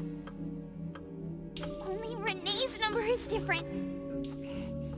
We won't let it turn into 0. The curse of eternal life, a fallen family, a blank tomorrow. Hints about time are all over the place. Could the numbers represent lifespan? Huh? Let's see. 20,000 days is roughly 50 years. Blackbird also said that the family was gone for about half a century. Wait, does this mean 50 years ago? Renee should have... Based on this line of thought, she should have withered along with the family. But for some reason, Renee still exists in this world. So as the days go by, she's just... racking up life debt? If the debt collector abides by the laws of nature, then I believe you're right. All creatures abide by the laws of nature. Birth, aging, sickness, and death. Those who defy them must pay a price. Even espers with near-infinite lifespans pay a price when they gain their abilities. Renee, what price did you have to pay? Why did your life freeze 50 years ago, instead of reach its end? The debt collector must be hunting you because the laws of nature require your removal.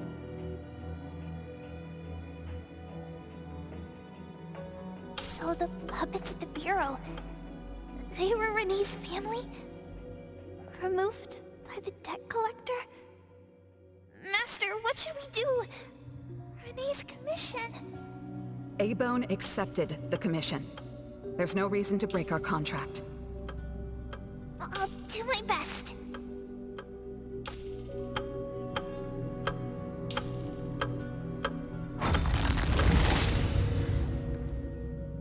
You know? Yes, Mother. Even though you never allowed us to enter the study and never let us touch the registry, I understand. All the siblings, except for Renee, can hear the approaching footsteps of death. Each day we spend with you brings us one day closer to the end.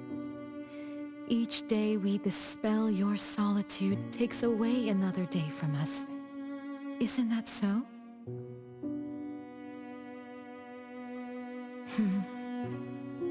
It shouldn't be like this. As your creations, we are willing to warm your empty heart forever and bring you to the happiness you long for until you no longer need us. But she ruined all of this.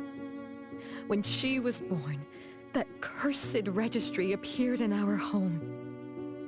Our names were written on its pages, and with them, numbers marking our precious days remaining in the world, slipping away with each sunrise. When Renee was born along with the curse, we realized the countdown began to tick steadily, and we knew all too well that our magic will fade away. There aren't many remaining days for us to serve you. In our final moments, we want to do everything we can to make you happy. But Mother, we don't understand. Why are your eyes solely fixed on Renee? Teresa planted exotic flowers. Elliot made sweets to your taste. Yvette designed and tailored clothes. We gave it all to win a smile from you. Yet what we receive is but a blind eye. Renee is the worst of us all. Always noisy, endlessly crying, habitually screaming, and forever demanding of your attention like any other selfish child. Is that how that child expresses affection? Or do you find love or joy in her tantrums? We don't understand, but we do know one thing. That selfish child never loved her older siblings, despite all the care we gave her. Does she even see herself as part of the family? Or perhaps, being as cursed as she is, her only purpose is to destroy us. None of that matters. But your name also appeared on the registry. Does that not matter at all? The youngest daughter that you love most declared the end of your life. Because of our existence, the numbers on the registry representing your life are depleting. When the numbers reach 0, we will fall asleep with nothing left but gratitude. Fortunately, even when the numbers reach 0, you won't pass away. You were long banished from this world by that thing. You have never lived in the present. Even when the clock of fate dictated your end, as long as that thing offers you protection, you exist beyond the laws of nature. Yesterdays, todays, and countless tomorrows are all but the present to you, as you were forever frozen at that moment that thing took effect. Beyond that point, time no longer works on you.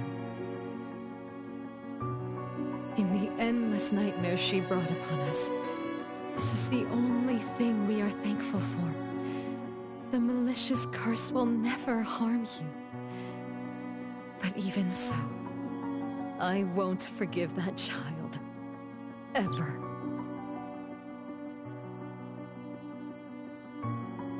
Bella, managing family affairs has drained you.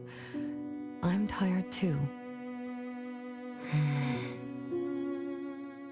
Doesn't someone need to spend time with that child later?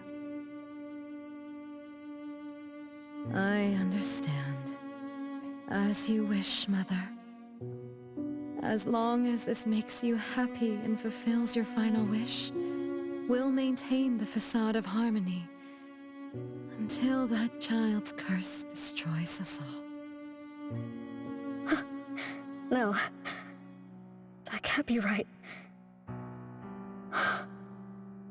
Did I curse my own family? Am I the bane of my family, causing its ruin? Did I steal Mom's love away from the other siblings?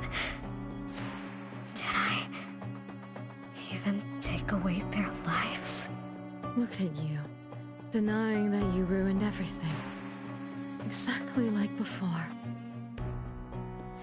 It shouldn't be like this. You're right, sis. But why me? I love you all from the bottom of my heart. Do you all hate me? If that's true, why were you waiting under the tree to catch me? Love-hate relations in this family are more complicated than you can imagine. But no matter how much you doubt it, you can't deny that everyone here has done so much for you. Teresa prepared gardening tools and took you to plant Mother's favorite flowers to surprise her.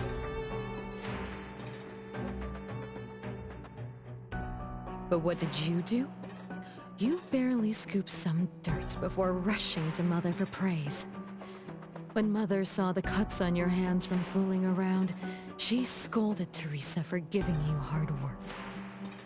You ran around Elliot each day, saying you desperately wanted to grow as tall as he was, so he managed your diet and made sure you drank milk. But you, just because he worried you'd get cavities and hid the candy jar on a high shelf, you complained to Mother that your brother was giving you a harsh diet. Every time you fell and tore your clothes, someone would mend them meticulously. Nevertheless, you always ignored their efforts and pestered Mother for new clothes. Mother's wish was to have a harmonious family. We were all trying to fulfill that wish, trying not to ruin anything. It would have been so much easier to pretend and spoil you the way Mother did. We could have created the harmonious family Mother wanted, even if it was just a facade. That would have sufficed.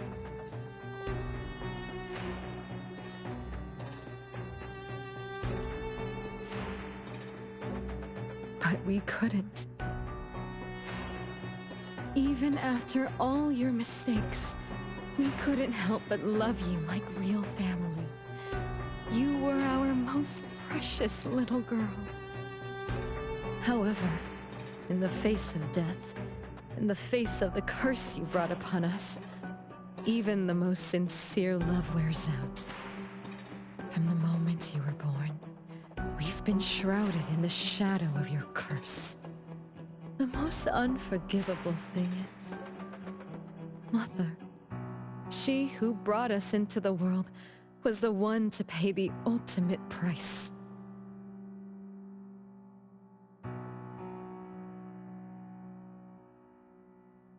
Look, it's playtime again. Your favorite game of hide and seek. You were always the worst at hiding. Anyone could find you easily. You were bad at hiding, but worse when you were it. Once, you turned the house upside down and still couldn't find anyone. I remember. It was getting late, but the house was so quiet, so empty. I remembered the ghost stories you told me. I suddenly felt the paintings were staring at me, and the tables and chairs were slowly moving. I thought you left me behind. You finally remembered. But now, looking at it, the opposite is true.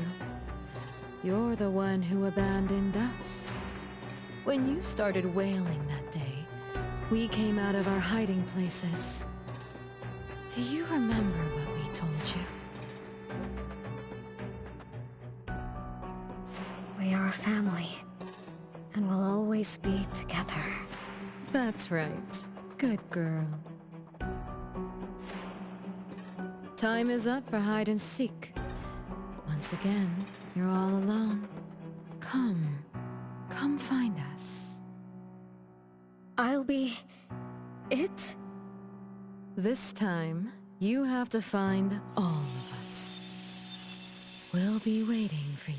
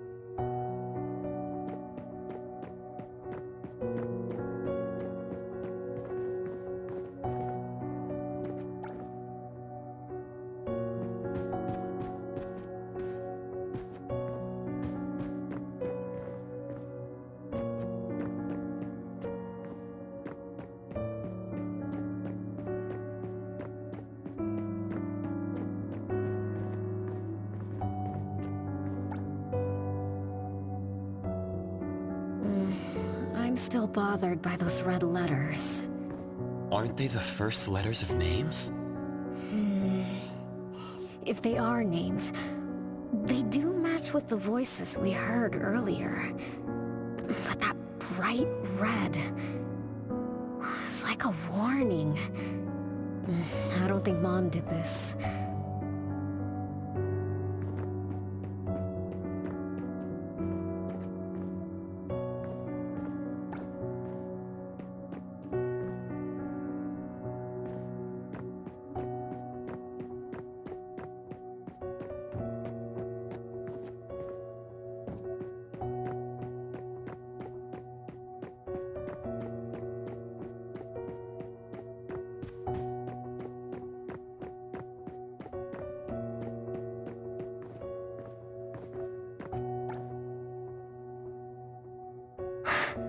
They truly loved me once. Which is why now they hate me so much. I understand. I'm sorry for making you go through so much in the past. I'm sorry I'm only learning this just now. But I'm grateful that I finally do. Big brothers and sisters, what can I do for you? I came back here because there was something I can do. Right?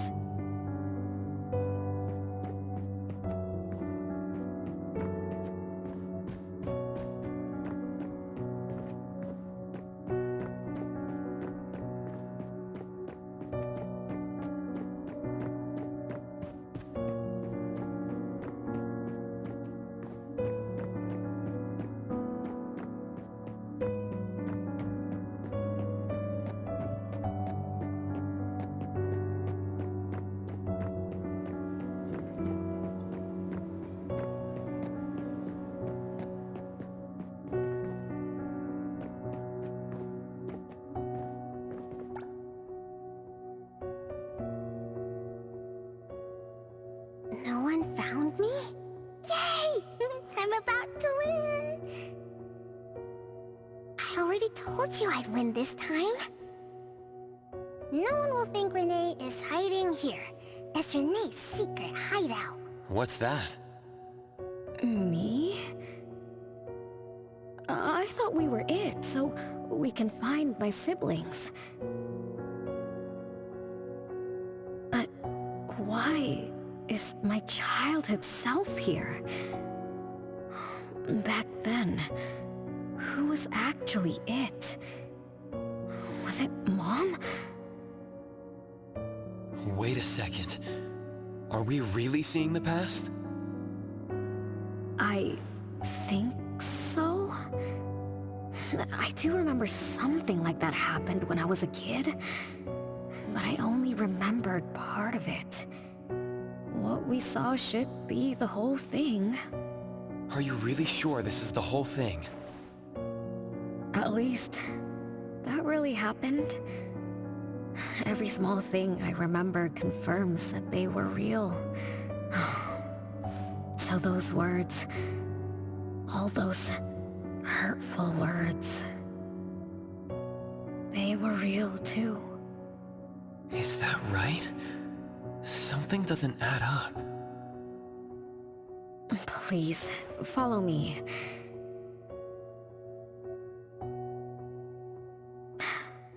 That's my hideout.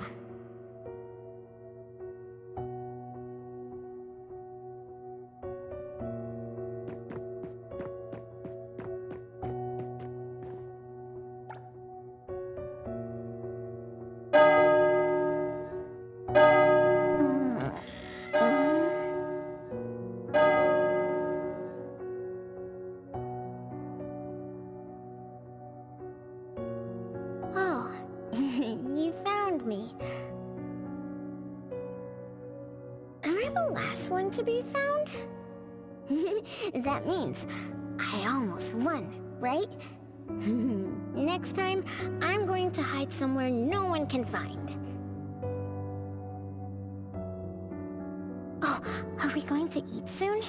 Remember to wash your hands before eating. My big sis and big bro will check. If I don't wash my hands, he'll pinch my cheeks. He always says my cheeks are like the softest dough. He only says that because he wants to pinch them. I'm going back now.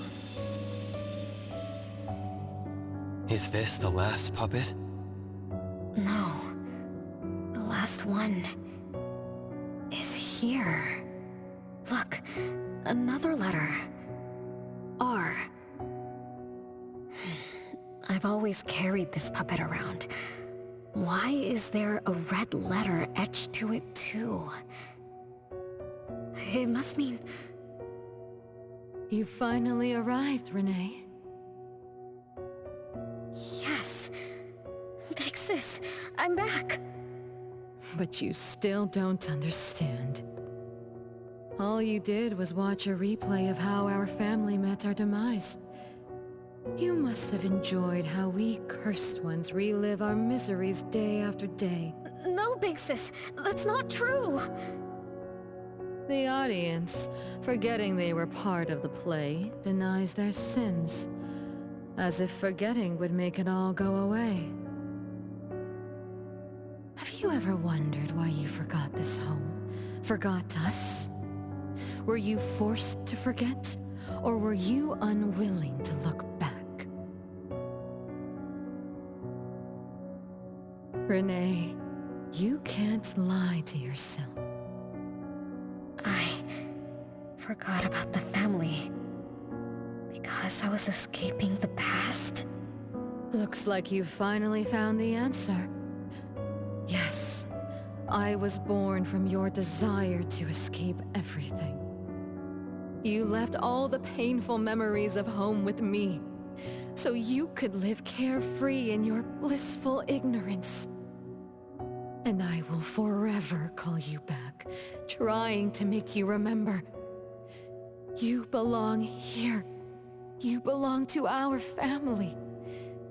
So one day, you will knock on our door again.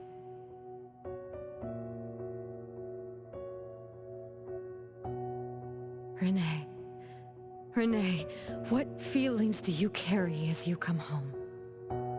Now that you remember what happened when we were children, now that you know of the curse you cast upon us, are you shaken?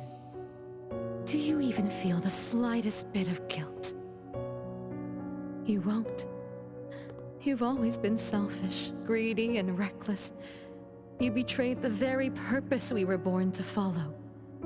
To love Mother, to be with Mother, and exist only to fulfill her wishes. I'm so sorry. I'm so sorry. You shouldn't apologize to me. Have you ever thought about our mother? Our mother who exists outside the flow of time? What could be her ultimate fate? Mom? What happened to Mom? She gave you everything. All her love, all her life, and that thing. Her eternal present, which would have sustained Mother's immortality.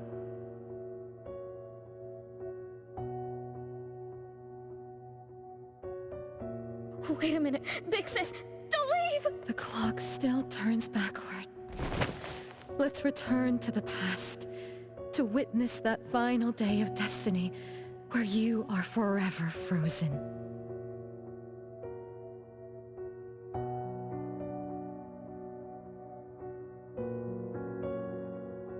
Come then, child of betrayal. I'll be waiting for you on the final stage.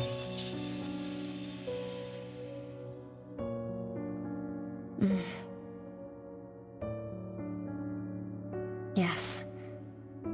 I betrayed this family. I lived in a daze.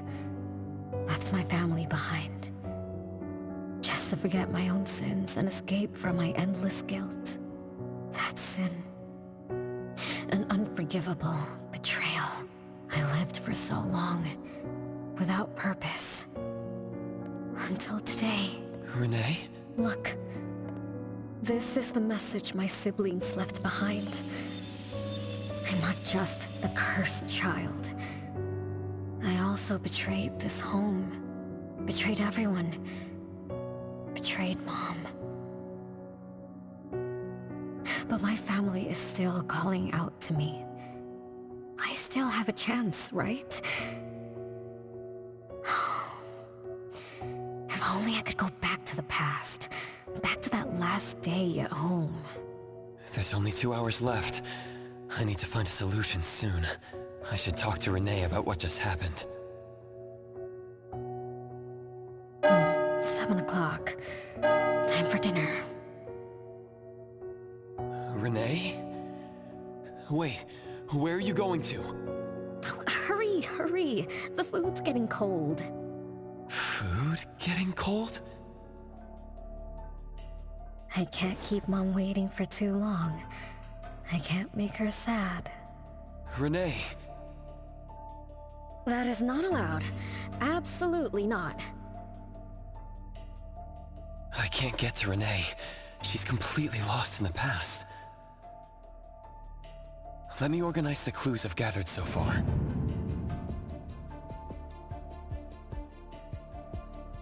Could the curse in this family be the rule-based anomaly that attacks Renee every night?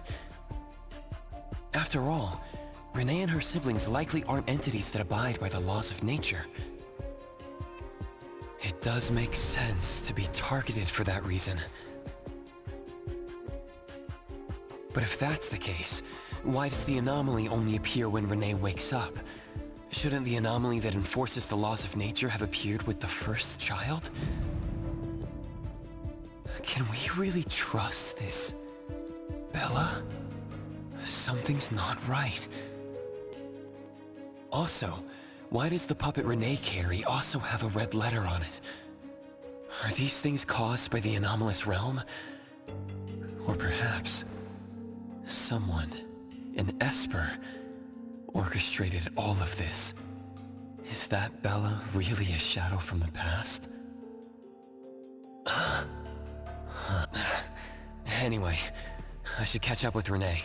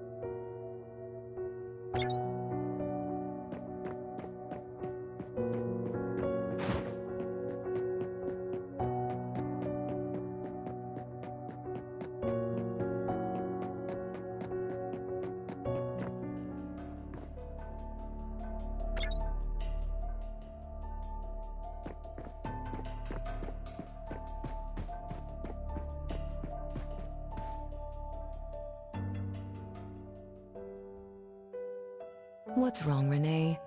You haven't eaten much. Big Bro's cooking is great. I'm just not hungry.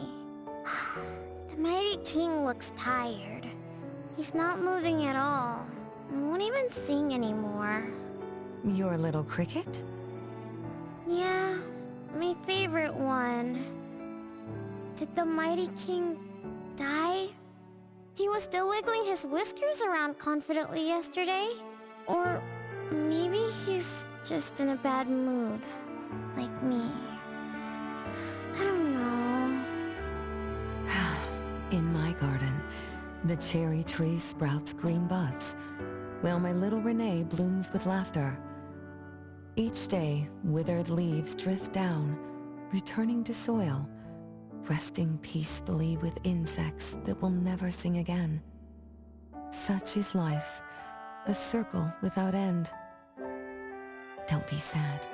You'll catch new crickets, with shinier shells and better songs. But I want to play with the Mighty King. He's been with me for a long, long time. Is there anything after death? Will we die too? I know! It's a world where you're all alone. No mommy, no big brothers or sisters. Just a world that's always dark. That sounds scary. I don't wanna... Scary? You're funny, Renee. Can't move, can't hear, can't see. That's no different from when we were sleeping in our wooden boxes. Dying isn't that big of a deal.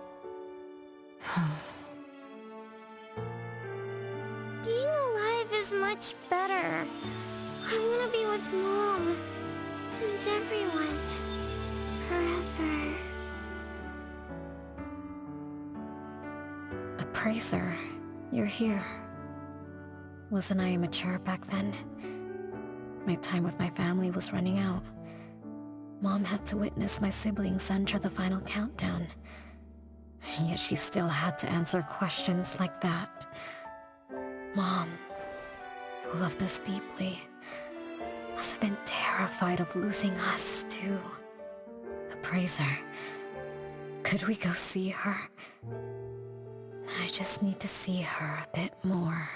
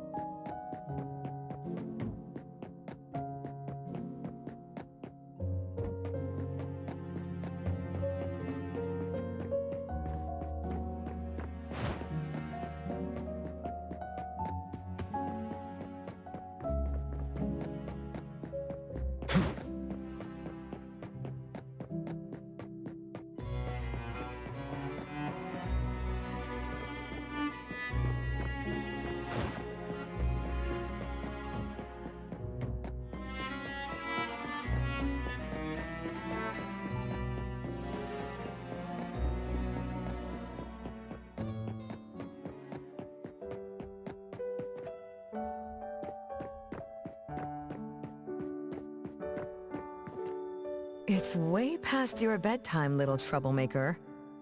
I can't sleep. Oh, still feeling sad about the mighty king? Bella told me I'd feel better if I cry. She said that kids like me just needed to cry, get a good night's sleep. Then all trouble will disappear by tomorrow. She said that no matter how sad she felt, she could never cry. So she was jealous that I could.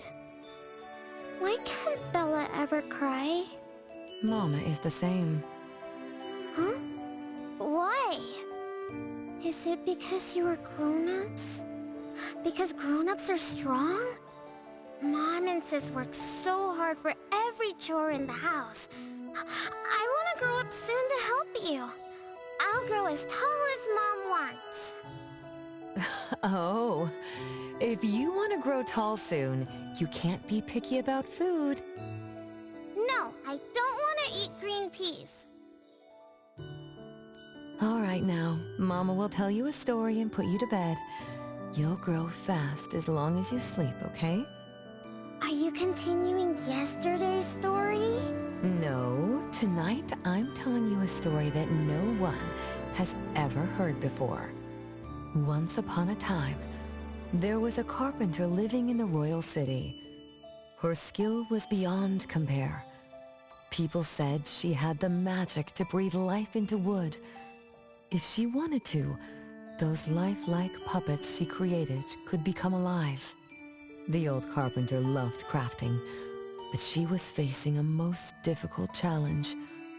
As she grew older, her eyesight was no longer as sharp, and her hand that held the carving knife wouldn't stay still. Could that be the end? She remembered what people said about her. If she was as good as they say, couldn't she craft her own assistant? She made up her mind, then began to work. What should a perfect child, a real child, have? He should have the strongest body. The child was born. He was sturdy, yet nimble. And once his spring is sprung, he could run 2 laps in the royal city with no one able to keep up. Everyone congratulated the old carpenter, but she shook her head and said, "No, this isn't a real child." What should a perfect child, a real child, have? He should have the most beautiful face. The child was born. His beauty caught everyone's eyes. The king invited him to dance at the palace for foreign guests. Everyone congratulated the old carpenter, but she shook her head and said, "No, this isn't a real child." What should a perfect child, a real child, have? More puppets were born from the old carpenter's hands. An entertainer who could make children burst into laughter. A grand magician with unpredictable tricks. But no, she shook her head and said, "No, these aren't real children." One night, the old carpenter sat at her workbench, designing the blueprints for her next child. All the puppets quietly stood by her. Suddenly she shivered. The window wasn't closed shut. The howling wind swept away all the warmth from the room. The old carpenter stood up to shut the window, then went to the fireplace for warmth. For a moment, she had an idea she didn't fully understand. Perhaps the dancing candlelight added some warmth to the puppets' faces. She realized that puppets get cold too. The old carpenter took off her scarf and picked up the blanket from her lap. She made sure all the puppets were snug and warm, then went back to her table. Her pencil swooshed around as she began sketching. Soon, a puppet took shape on the paper. She picked up her knife and began carving on the most ordinary piece of wood. Soon enough, a new puppet was sitting on her workbench. There was nothing special about it, but the old carpenter let out a satisfied sigh, as if she completed a masterpiece. She leaned down to kiss the puppet's forehead gently, just like an ordinary goodnight kiss from a mother. Then did the same to the other ones. After that, the old carpenter went to bed and slept peacefully. The next morning, she woke up with someone kissing her forehead. She opened her eyes to find a child, a real child, smiling at her. Whoa. Why did the last puppet turn into a real child? What magic did the old carpenter use? What do you think? I understand. A little. But also don't get it at all. Is that so? It's okay. Oh, it's getting late. Good kids should be sleeping now. Mom, I'm scared. I don't want to sleep alone. I'm worried that if I do, I won't see you and my siblings after I wake up. Isn't it better to be alive? You really are different from your siblings. Being alive is good. But what exactly makes it good? I can eat meals with my family, or play hide and seek, and listen to Mom's stories every night before I sleep. How wonderful!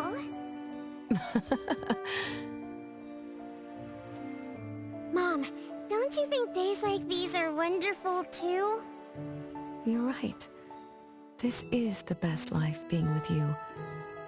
The best times in Mama's life is when I spend time together with you, my family. No, it's not. When I grow up and can do so much more, that's when it'll be Mom's best time. By then, I'll be so tall that Mom will be surprised. I'll be able to reach whatever Mom needs to reach.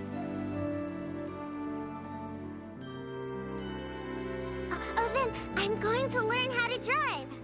I'll definitely be the first one in our family to drive. Once I learn, I'll take our whole family on picnics. When I grow up, I also want to...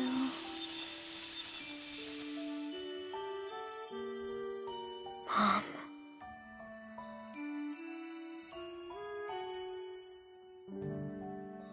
Live. Live forever and ever. Do you remember now? That most selfish and greedy wish you made to our mother? With our death sentence, we should have turned back into puppets over 50 years ago. Have you ever wondered why you've been able to escape the debt collector until today?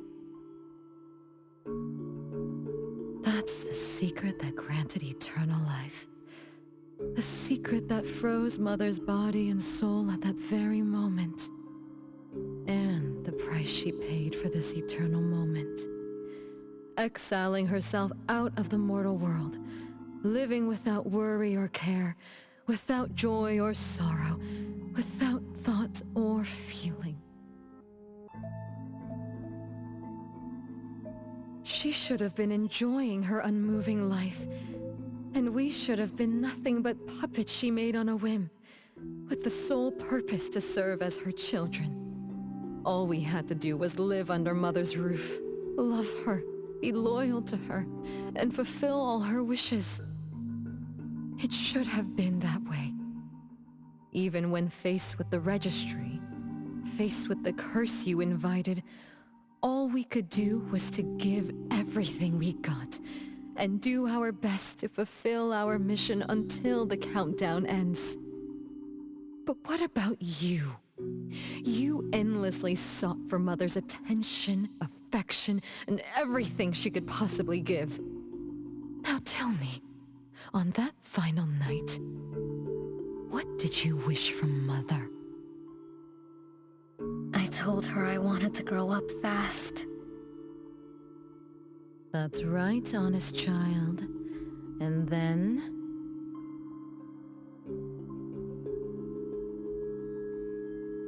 So, Mom gave it to me. Her eternal present. No! It shouldn't be like this! I didn't know! What have I done?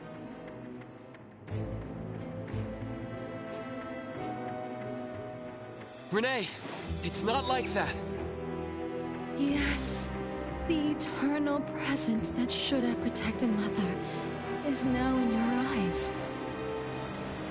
You didn't just betray us, but also the person who loved you most. So tell me, how does that make you feel? Guilt? Regret? But you don't need to apologize to me. We'll forgive you, and Mother will still love you. You're still our adorable little one, our innocent troublemaker. Forgive me? I can still earn your forgiveness? And Mom will also? Yes. As long as you give up the eternal present, cleanse yourself of your greed for life, we will forgive you for the sins you committed. Come, Renee, my sister. Come to us. We're all waiting on the other side to reunite with you, never to be separated again. Don't listen to her! I...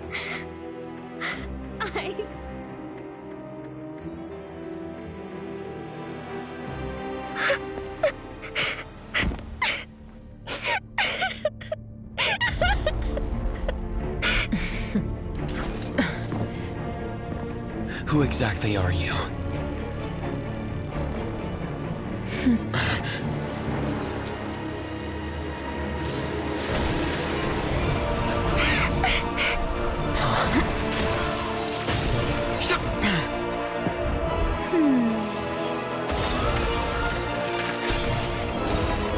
Watch out!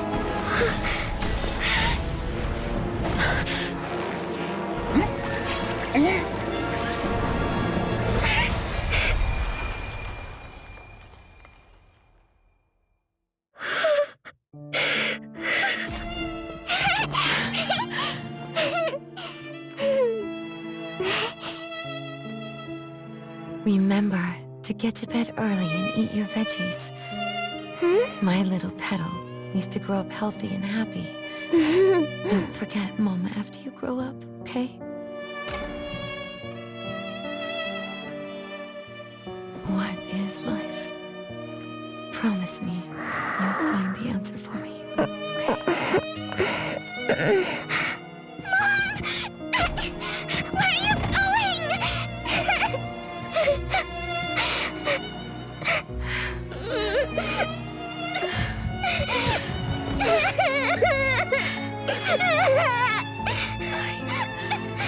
don't need you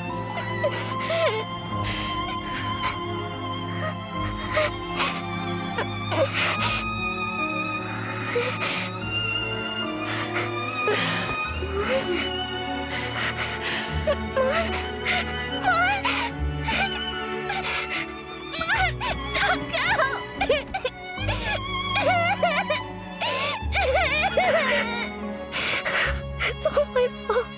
It's all because of me, that bomb. No. No.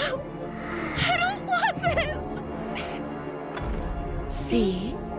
Now I can live forever.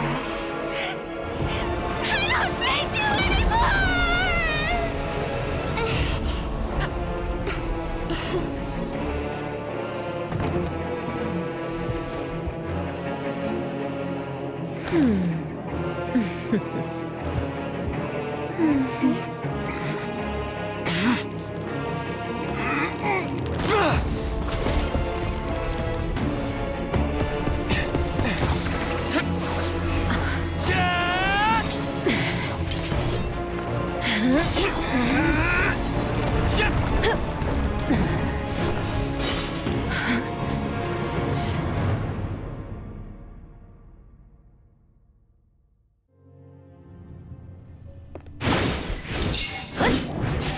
Be careful.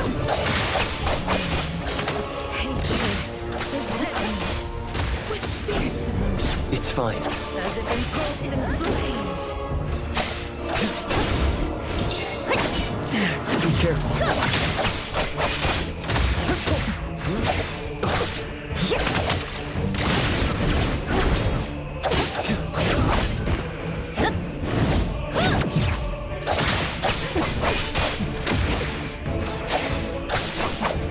Divided by 0.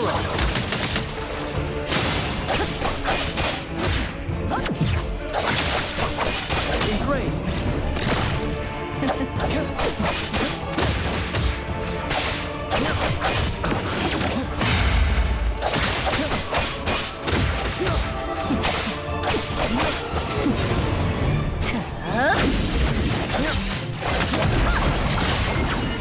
Watch the timing.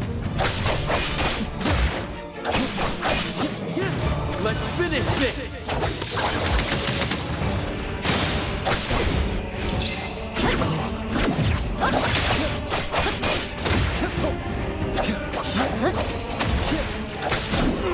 It's fine.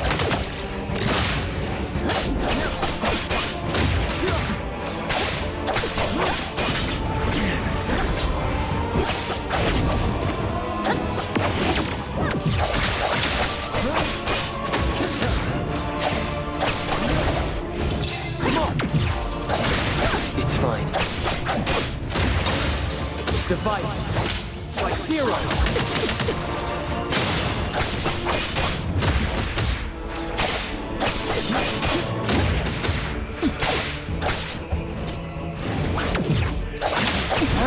Engraved.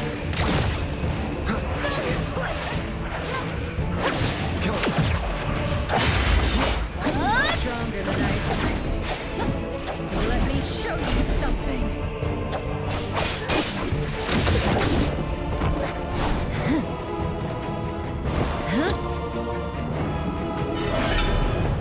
You're just a plaything in this illusory realm.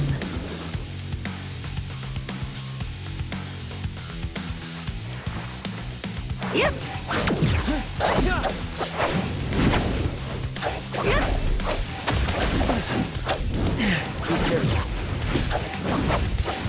Entertainment. your stripes. Once I'm born, I'll bury you in this scarlet, glorious sea.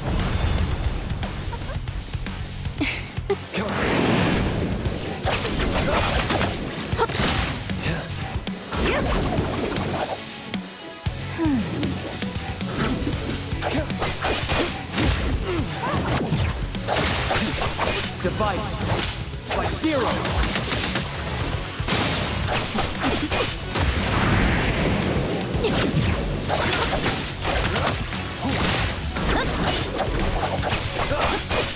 Feeling good.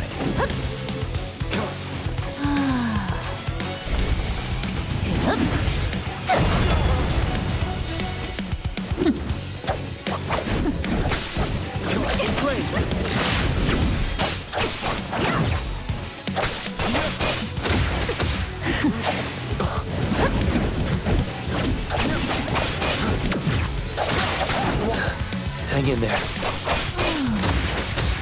It's fine. Let's finish this!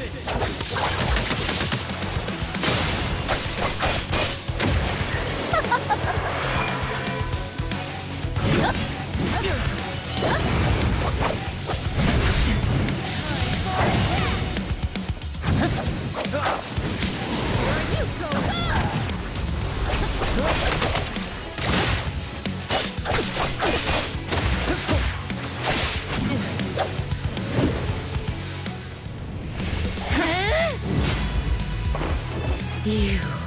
I won't let you do this! Such arrogance!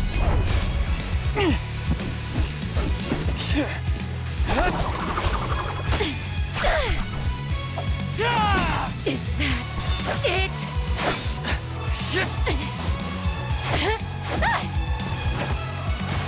Come again! As you win! Interesting. Unfortunately, this is the end! Cower before me!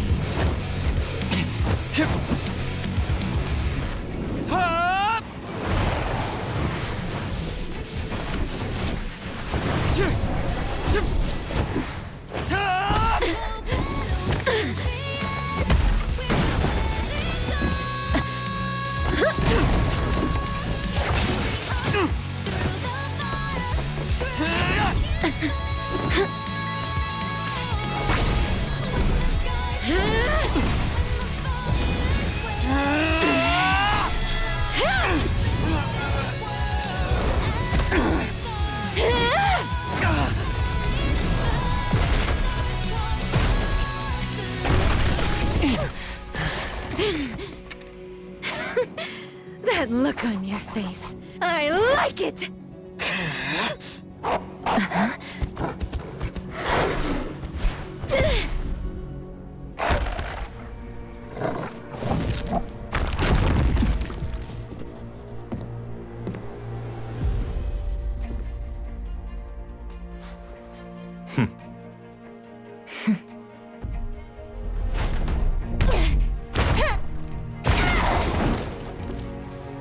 So you're the one behind all this! It's you. All at once? Tick-tock, tick-tock. Aren't you running out of time?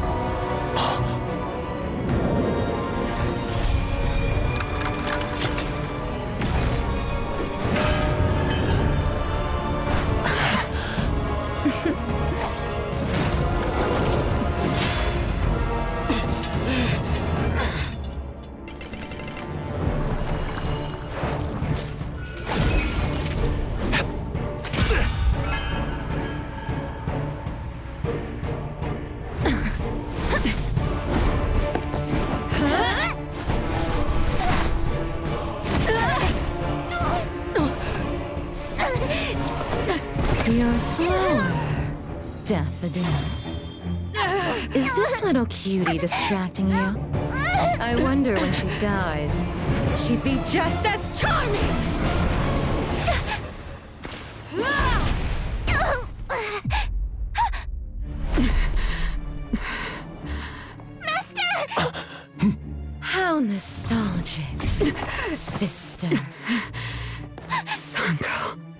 meet again.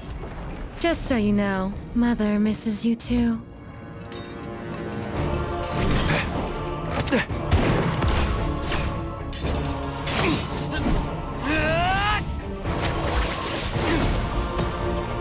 Daffodil! I'm fine.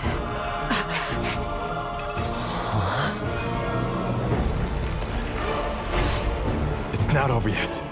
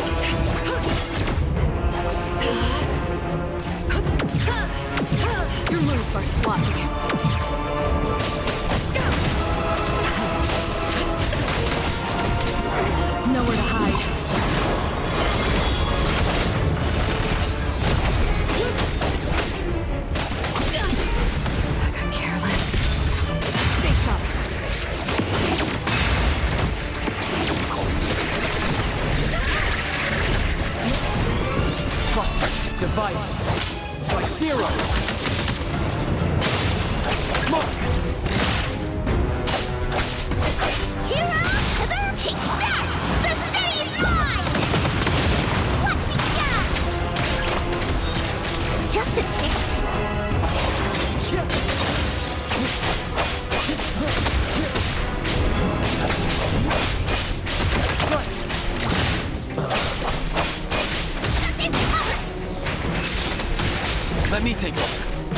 Let's finish this!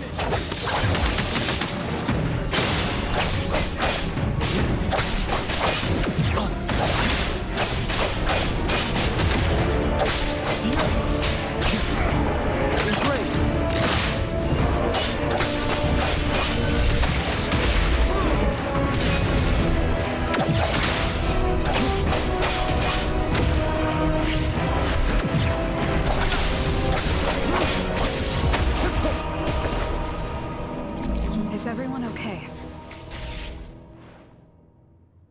I'm fine. But Daffodil, are you okay? Master got hurt the worst. And it's all because of me.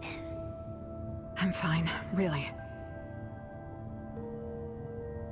It's good that you're okay. Renee's unharmed too. Just dizzy from breaking free of the Anomaly spell. Unfortunately, Zankou got away.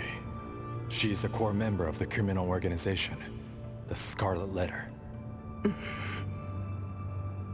And a report for the puppetization case. That's gonna be a lot of paperwork.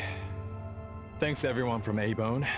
The Bureau will continue to investigate into the aftermath of the issue between the debt collector and the Constantine family. Tomorrow morning, I want those who know anything about the Scarlet Letter at the Bureau. We need to have a proper chat. Daffodil? I shouldn't need to fetch you at A-Bone, right? I see. Says who? Master deserves some rest tomorrow. Nanalie, appraiser. Let's go home.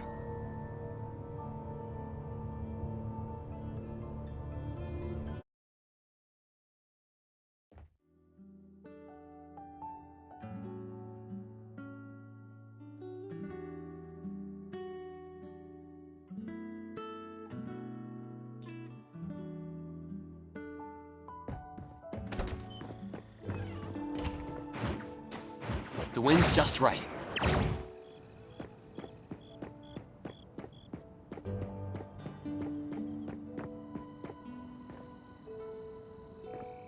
How are your wounds? You should rest earlier tonight.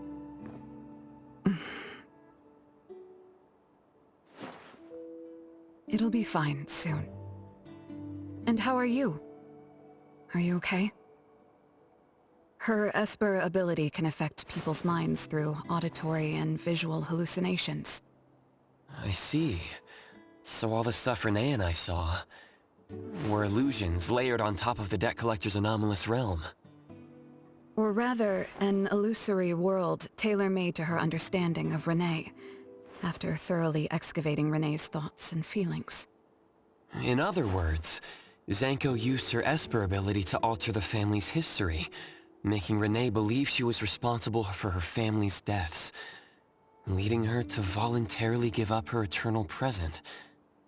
The eternal present probably requires the owner's verbal consent before it can detach itself. An anomaly that can grant its host immortality must be incredibly rare. The Scarlet Letter has acquired more than one rare anomaly. The incident at the Abisu auction was also their doing. With these reckless hits, it's like the Scarlet Letter is announcing their arrival at Hetero. This is just what their leader, Madame T, will do to demonstrate her superiority. Lady T... Is she the mother Zankou spoke of? When she said Mother misses you too, could it be? I should have killed her back then.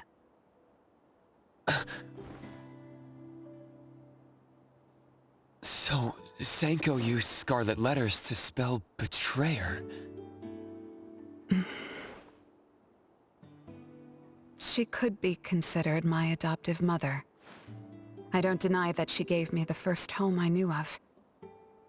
It's true. I was once a member of the Scarlet Letter. No wonder Chaos spoke like that. He must have known that Daffodil was a member of the Scarlet Letter, the criminal organization he's pursuing. So Zankou went through all this trouble just to get the Bureau's attention? Hey, what matters now is that you're Daffodil from the A-Bone Antique Shop. Thank you. You're a good person. It's getting late. Good night, Appraiser.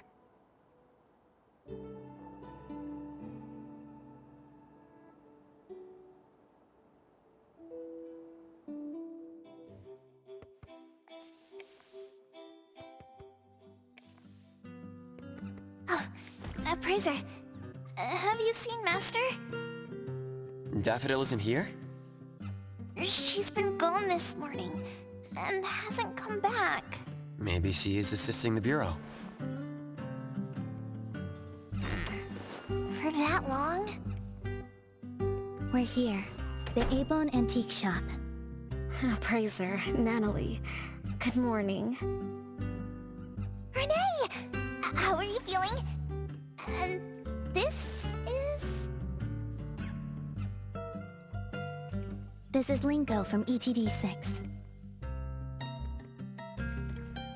Oh, so Chaos is handing Renee over to ETD6 to take care of. Hello there.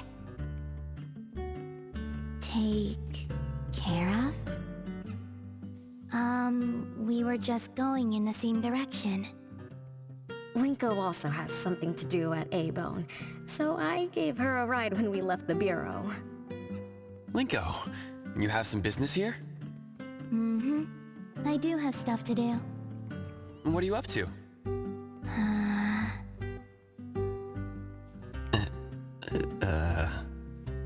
Business is already booming this early in the morning. How wonderful. What was I here for again? Tisk, you dummy!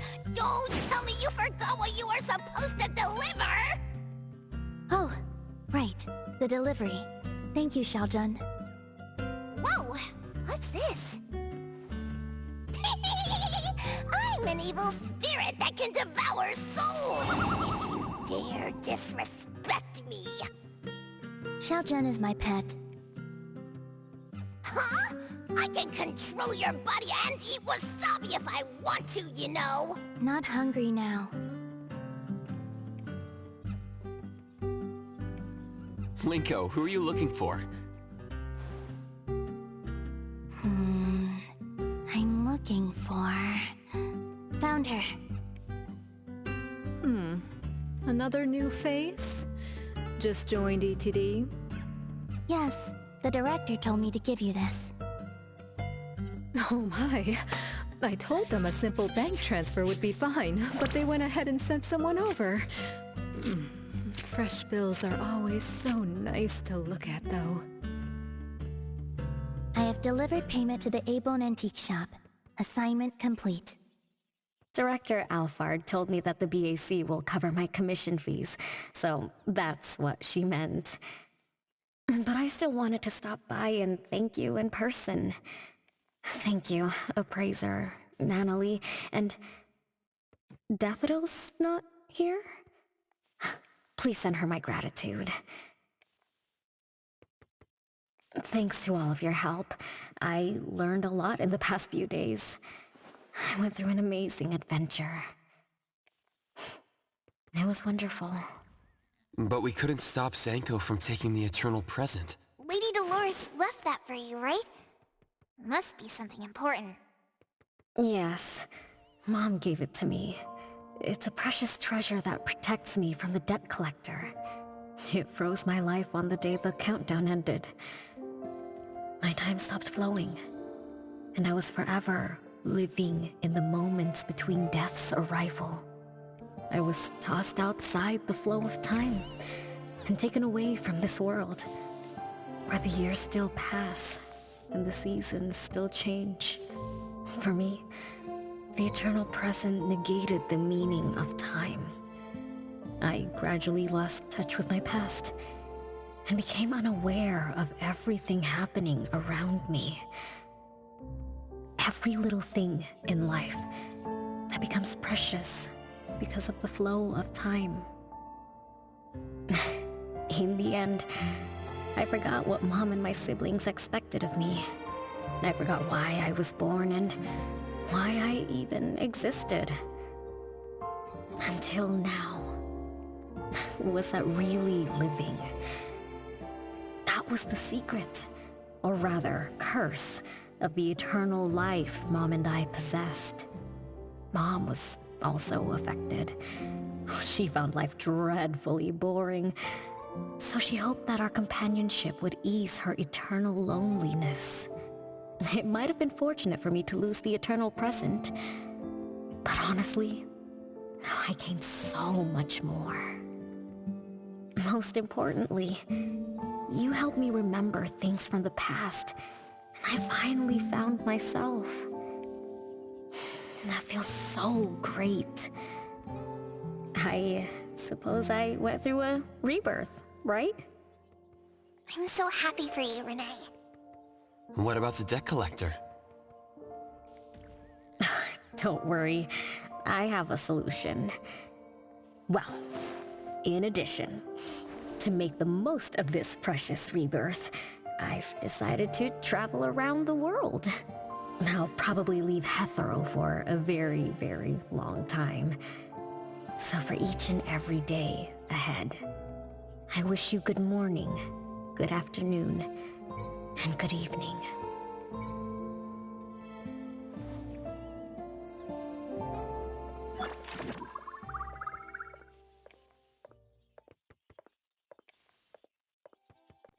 And that's going to be it for today's journey in Neverness to Everness. If you enjoyed the gameplay and want to see more of the story unfold, make sure to stick around. If you liked the video, drop a like, and don't forget to subscribe to Mysterious Hero to stay part of the journey. I'll see you in the next one.